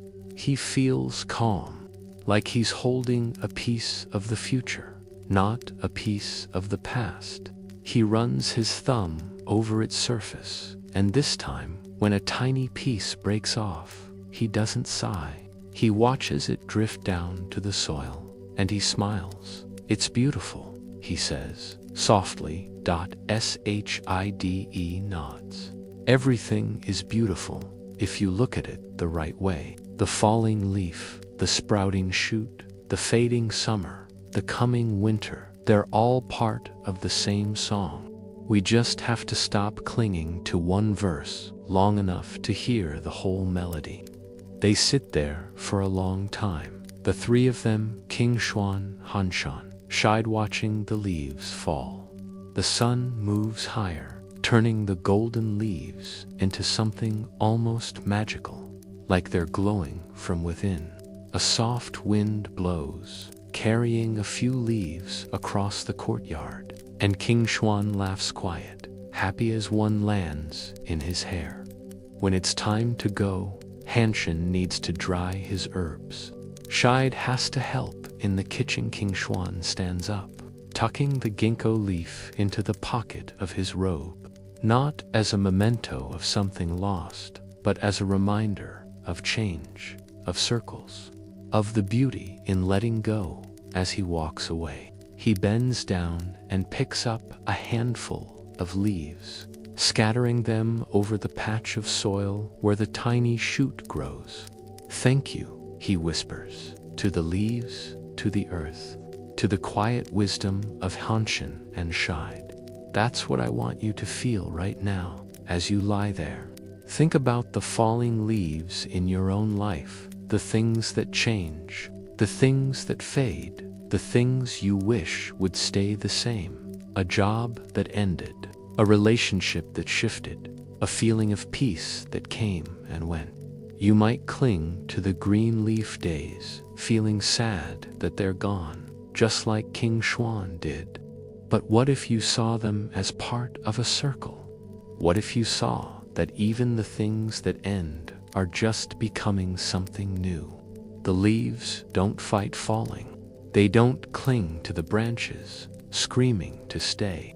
They let go, soft and gentle, trusting that the earth will catch them, that they will become part of something else. You can do that too.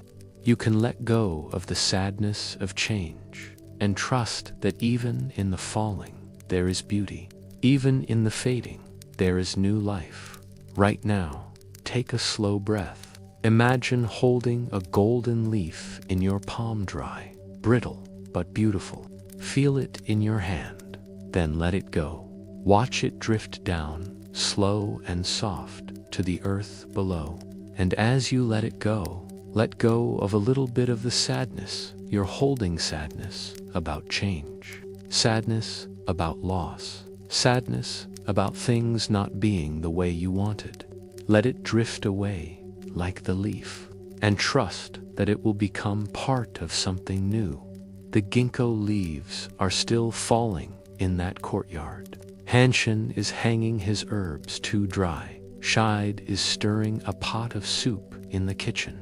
And King Xuan is raking leaves again, this time, not with sadness, but with a smile, knowing that every leaf he rakes is feeding the earth, feeding the future. And you are part of that circle, too.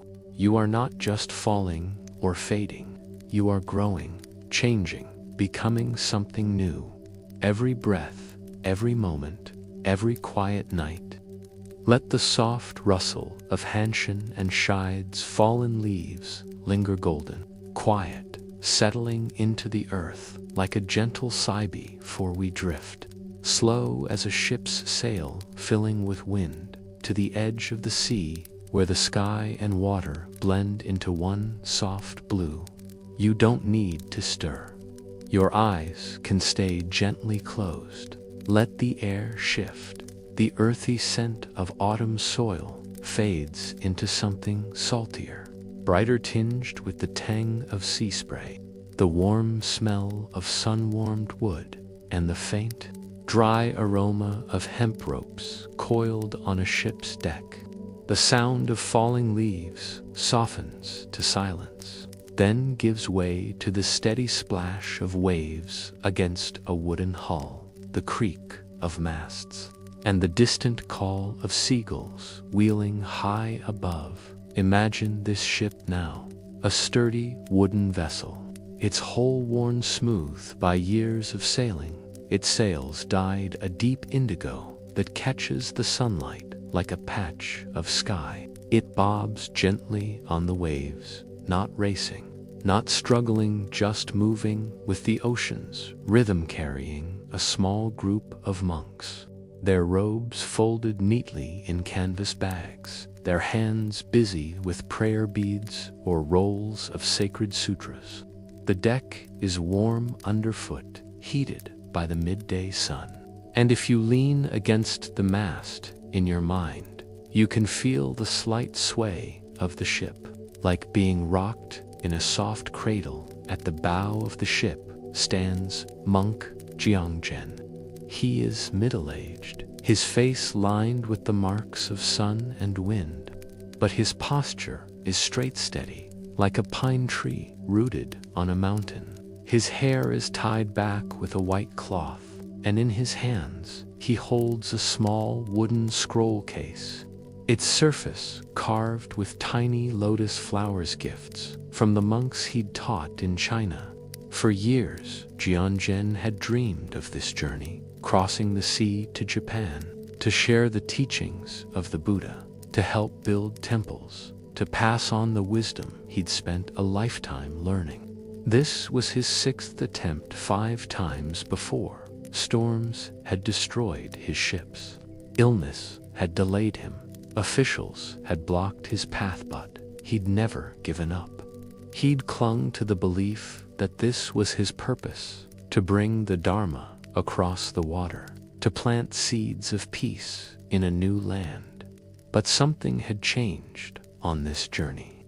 A month before they set sail, Jianzhen had woken with a sharp pain in his eyes, like sand had been blown into them. At first, he'd brushed it off, thinking it was just the wind from the coast. But the pain grew, and his vision blurred, first the edges of things, then the details, the lines of the sutras, the faces of his disciples, the color of the sky. By the time they boarded the ship, he could barely see. He could make out the shape of the mast, the glow of the sun, the dark outline of the sea, but everything else was a soft, hazy blur, like looking through a veil of mist. Now, as he stands at the bow, he closes his eyes. The blur is gone, replaced by darkness, but somehow it feels clearer.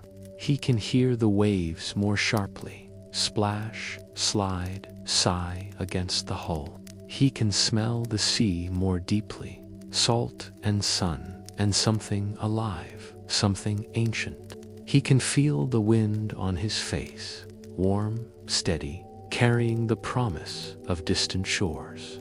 For a moment, he doesn't miss his sight. He just feels Master Jianjin. A soft voice comes from behind him, his disciple, hymning. A young monk with a gentle manner who'd been tending to him since his eyes grew weak. Would you like to sit? The sun is hot, and the ship sways a little. You might tire. Jianjin turns slowly, his hands still resting on the scroll case. He smiles, a soft, calm smile. I am not tired hymning. I am seeing. Hymning pauses. He walks over to stand beside Jianjin, looking out at the sea, the blue, stretching endless to the horizon, the seagulls dotting the sky. But Master, you can't see the sea. You can't see the sails, or the sun. Jianjin shakes his head. Can you see the wind hymning? He asks. Can you see the sound of the waves? Can you see the warmth of the sun on your face? Hymning blinks. No, Master, but I can feel them. I can hear them. Then why do you think seeing is only with your eyes? Jianjin says. His voice is quiet, but it carries steady, like the ship's anchor. The Buddha taught that the eyes are just one of the 6 senses. They show us forms, shapes, colors, faces, but they do not show us truth. Truth is felt with the heart. It is heard with the mind. It is known when we stop clinging to what our eyes tell us and start trusting what our souls know. Hymning looks at Jianjin's face, his eyes closed. His expression peaceful, and thinks about how worried he'd been when the Master lost his sight. He'd thought Jianjin would give up, would grieve the loss of his vision, would stop dreaming of bringing the Dharma to Japan. But instead, Jianjin had grown calmer. He'd spent his days listening to hymning read sutras aloud, his fingers tracing the carved lotus flowers on his scroll case, his mind quiet and focused. He'd even started teaching the other monks, using his hands to show them how to fold robes, how to hold prayer beads, how to speak with kindness without ever looking at what he was doing. I was afraid for you, Master Hymning says, his voice soft. I thought losing your sight would break you, that you'd never be able to teach again, never be able to build temples, never be able to do the things you loved. Jianjin reaches out and rests a hand on Hymning's shoulder. His touch is gentle, but firm, full of quiet strength. What I loved was not seeing the sutras hymning, it was understanding them. It was not seeing the temples, but building places of peace. It was not seeing the faces of the monks I taught, but feeling their hearts open to the Dharma. Those things do not need eyes. They need presence. They need faith. They need letting go of the idea that sight is the only way to know. He turns back to the bow, facing the sea. Even though his eyes are closed, he seems to know exactly where the horizon is. When my eyes first grew weak, I grieved. I clung to the memory of colors, the gold of the Buddha's statue, the green of bamboo leaves, the blue of this sea. I thought, how can I teach if I cannot see the faces of my students? How can I build if I cannot see the wood, the stone, the lines of the temple. But then, one night, I sat on the deck and listened to the waves. And I realized I had been clinging to a crutch. My eyes had become a crutch. I thought I needed them to do good, to be good, but really, I just needed to trust my heart. The ship sways a little, and Himing reaches out to steady Jianzhen, but Jianzhen shakes his head, smiling. He takes a step forward, his feet finding the edge of the deck easily, like he can see the wood with his toes. I can feel the ship's bow under my feet, he says. I can hear the waves hitting the starboard side there, softer there, because the wind is blowing from the north. I can smell the salt getting stronger, which means we're getting closer to land. My eyes don't tell me these things, Himing. My heart does. My mind does. My senses, all of them, working together, tell me these things. Over the next few days, the ship draws closer to Japan. Jianzhen spends his time teaching the monks, his voice calm and clear, his hands moving gently as he explains the sutras. When they spot land a faint line of green on the horizon, Himing calls out to Jianzhen, excited, "Master, land. We're here." Jianzhen stands up, his eyes still closed. He takes a deep breath, and a soft smile spreads across his face. "I know," he says. "I can smell the pine trees. I can hear the birds different from the ones in China, lighter, sweeter. I can feel the wind change, softer, warmer, carrying the scent of flowers." When the ship docks, the Japanese monks who'd come to meet them gasp when they see Jianzhen's closed eyes. One of them, an elderly monk named Inen, steps forward, his voice full of concern. "Venerable Jianzhen, we heard of your journey, but we did not know about your eyes. How will you teach us? How will you help us build our temple?" Jianzhen turns to Inen's voice, his smile warm. "Do you learn the Dharma with your eyes, Inen?" he asks. "Do you pray with your eyes? Do you love with your eyes?" Inen hesitates, then shakes his head. "No, Venerable. I learn with my mind. I pray with my heart. I love with my soul." "Then why do you ask how I will teach?" Jianzhen says. "I will teach with my mind. I will pray with my heart. I will love with my soul, just like you. My eyes are closed, but my heart is open, and that is all that matters." In the months that follow, Jianzhen helps build a temple in Naratosh Hodaji, a place that would become one of Japan's most sacred sites. He cannot see the wood he touches, but he can feel its grain, can tell if it's straight or curved, can guide the carpenters with his words. He cannot see the sutras he teaches, but he knows them by heart, can recite them word for word, can explain their meaning with stories that make the monks laugh and cry. He cannot see the faces of the people who come to him for guidance, but he can hear the kindness in their voices, can feel the warmth of their hands when they bow, can see their hearts clearer, perhaps, than he ever could with his eyes. One evening, as the sun sets over the temple, Himing sits with Jianzhen in the garden. The air is soft, filled with the scent of jasmine, and the sound of monks chanting drifts over from the main hall. Master Himing says, "Do you ever wish you could see the temple? Just once?" Jianzhen looks up at the sky, his eyes closed, but his face turned toward the sunset's glow. "I do see it," he says. "Not with my eyes, but with my heart. I see the way the monks smile when they chant. I see the way the flowers bloom near the entrance. I see the way the children from the village come to listen to the sutras, their eyes wide with wonder. That is the temple I need to see. That is the truth of what we've built, not wood and stone, but love and peace. And that never fades, even when the sun goes down. Himing nods. He looks at the temple, its wooden roofs, its stone paths, its lanterns glowing softly in the dusk, and for a moment, he sees it the way Jianzhen does, not as a building, but as a living thing made of hearts and hands and faith.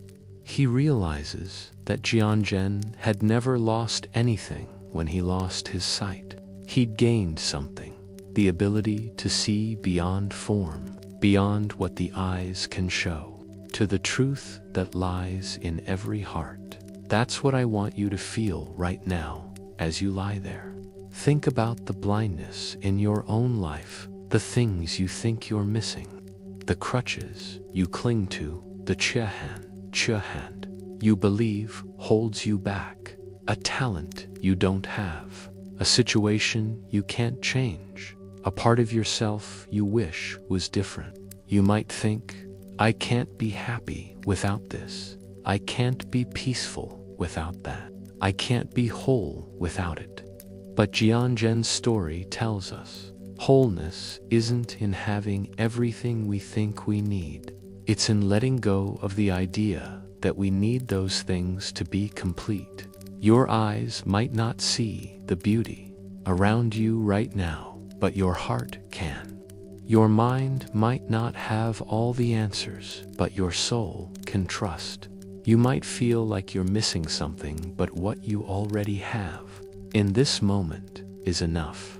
Your breath, your presence, your capacity to love and be loved right now. Close your eyes if they're not already closed.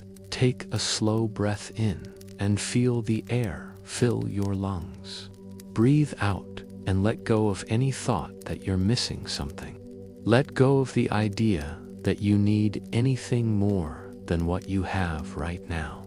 Feel your heart open, soft, warm, clear like Jianzhen's heart, even when his eyes were closed. The sun has set over Tashodaiji, and the lanterns are glowing. Jianzhen sits in the garden, listening to the monks chant, his hands resting on his scroll case. He cannot see the lantern light, but he can feel its warmth on his face. He cannot see the stars coming out, but he can sense their quiet presence. He is whole. He is at peace. Let the soft glow of Tashodaiji's lanterns linger golden, fading into the quiet of night before we drift, slow as the first breath of dawn, to a small temple courtyard where morning is just beginning to unfold. You don't need to stir. Your eyes can stay gently closed. Let the air shift. The jasmine-scented calm of Jianzhen's garden fades into something crisper, brighter, tinged with the coolness of early morning, the faint smell of fresh moss on stone, and the dry, papery scent of fallen maple leaves left from the day before.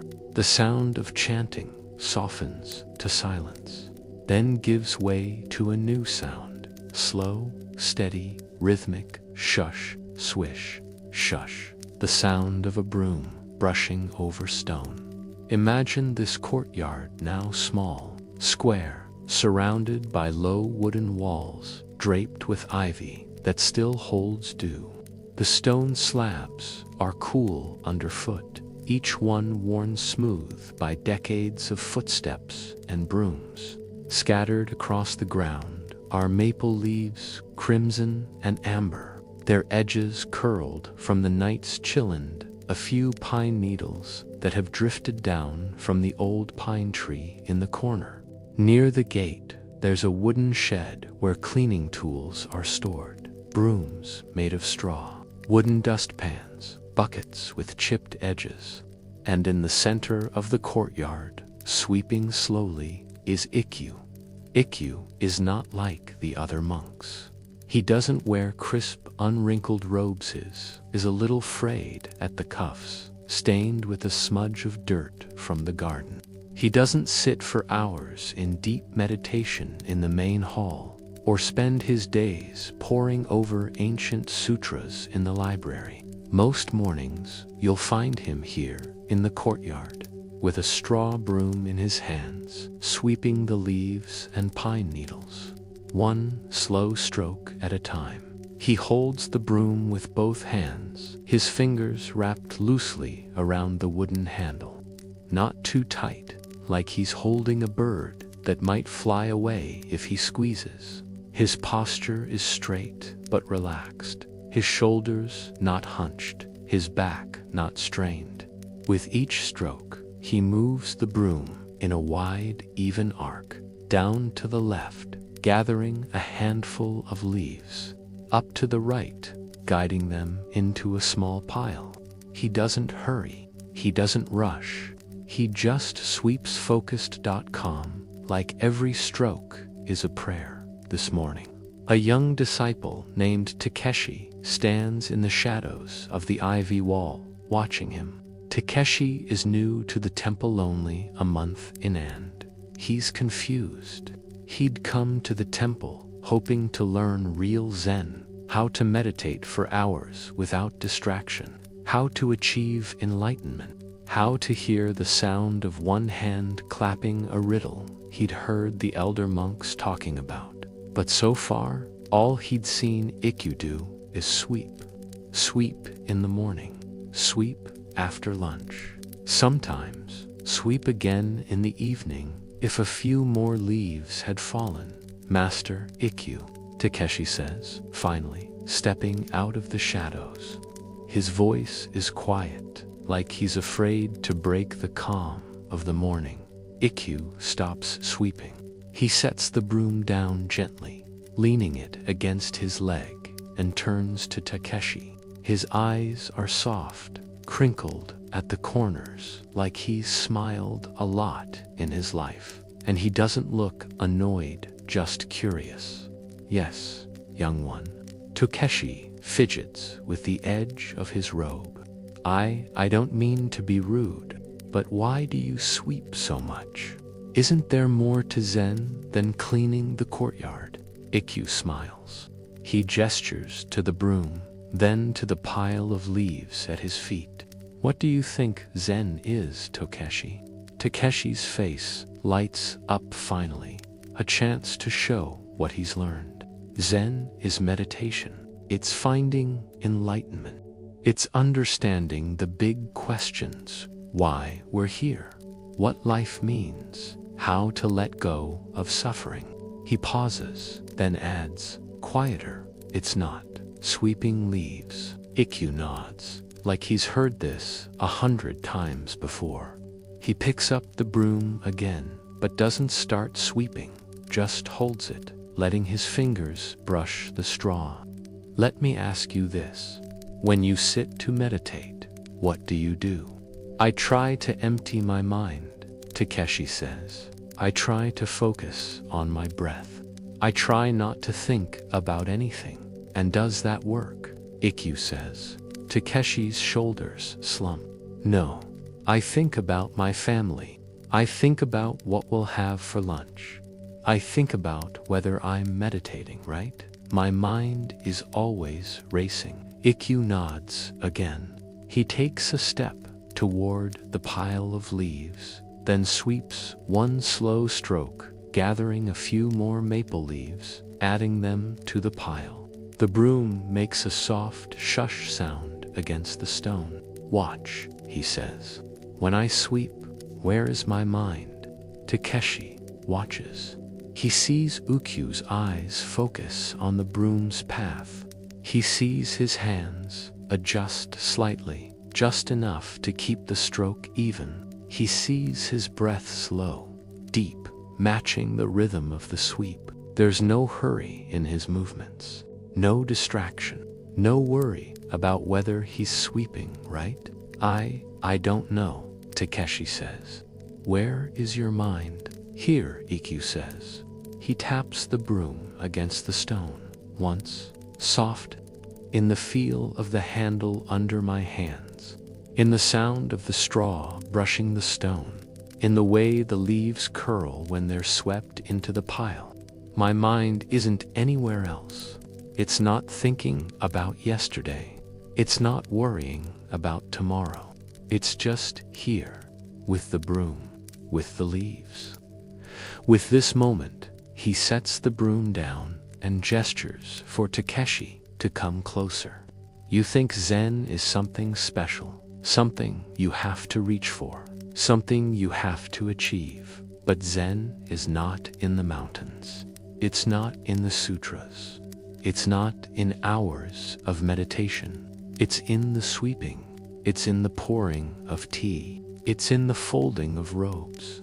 It's in the small, ordinary things we do every day if we do them with presence. Takeshi stares at the broom. He thinks about his meditation sessions, how he'd struggled to empty his mind, how he'd felt like a failure because he couldn't stop thinking.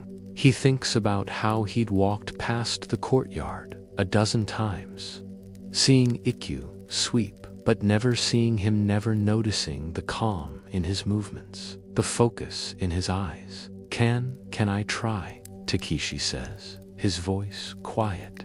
Ikkyu hands him the broom. It's lighter than Takeshi expects, the straw soft against his palms. Go on, Ikkyu says. Sweep, but don't just sweep. Feel it. Takeshi takes a deep breath.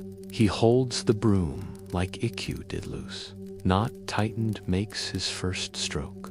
The broom skips over the stone, missing a few leaves. He frowns. I'm doing it wrong. No, Ikkyu says. You're just doing it. Try again. Slow. Feel the broom touch the stone. Takeshi tries again. This time, he goes slower. He focuses on the way the straw presses against the stone, on the sound it makes, shush, on the way a crimson maple leaf slides under the broom and into the pile. He takes another stroke, then another. For a moment, he doesn't think about his family. He doesn't think about lunch. He doesn't think about whether he's doing Zen right. He just thinks about the broom, the leaves, the stone. This feels calm, Takeshi says. Surprised, Ikkyu smiles. That's Zen, not the calm you try to get. The calm you find when you stop trying. When you stop chasing special and start noticing ordinary. They sweep together for a while, slow, steady, their brooms moving in quiet rhythm. The sun rises higher, painting the courtyard in gold, and the dew on the ivy glistens like tiny diamonds. A bird lands on the pine tree, singing softly, and Takeshi hears it not as a distraction, but as part of the moment. A leaf drifts down from the maple tree, and he catches it with the broom.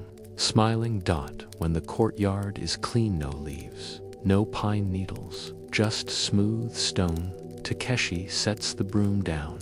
He feels lighter, like a weight he didn't know he was carrying has lifted.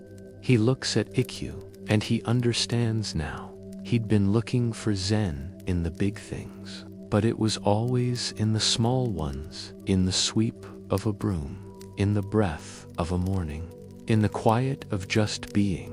I think I get it, Takeshi says. Ikkyu claps him on the shoulder. Good, but remember tomorrow, and we'll sweep again. Not because we have to, but because it's a chance to be here. A chance to practice letting go of the need for more and being happy with now. Takeshi nods. He looks at the clean courtyard, at the sun, at the bird still singing in the pine tree. He doesn't need to meditate for hours. He doesn't need to solve riddles. He just needs to sweep, to breathe, to be. That afternoon, when the other monks gather for meditation, Takeshi doesn't sit in the main hall. He goes to the courtyard, picks up the broom, and starts sweeping again, slow, steady, present. And for the first time since he came to the temple, his mind is quiet. His heart is calm. He is home. Now, let yourself sink a little deeper into the quiet, to the softness of the moment, like a blanket pulled gently around your shoulders. The courtyard is still clean, but the leaves will fall again tomorrow, and that's okay, because tomorrow there will be another chance to sweep in, another chance to be present, another chance to let go of the need for special and embrace the ordinary. You don't need to chase calm. It's here, in the way your breath rises and falls, slow and easy, in the way your body feels heavy and warm against the bed, safe and held. In the quiet sounds around you, may be a distant clock, a soft breeze, the gentle thud of your own heartbeat. These are your sweeping moments, the small, ordinary things that hold peace. If you just stop to notice, let your eyes stay closed. If they are, let your thoughts drift like leaves on the wind. No need to catch them, no need to push them away. Just let them come and let them go. Feel the tension in your shoulders melt like ice in the sun. Feel the tightness in your chest soften like a fist opening slowly. You are here. You are now. You are enough, just as you are, in this quiet, ordinary moment. The sun is setting now, painting the sky in soft pinks and purples. The pine tree sways gently in the breeze. The broom leans against the wall, waiting for tomorrow. And you are resting, deep and soft, like you've always been here, like you'll always be here. There's no hurry, no worry, no need for anything more. Just this, just now, just peace.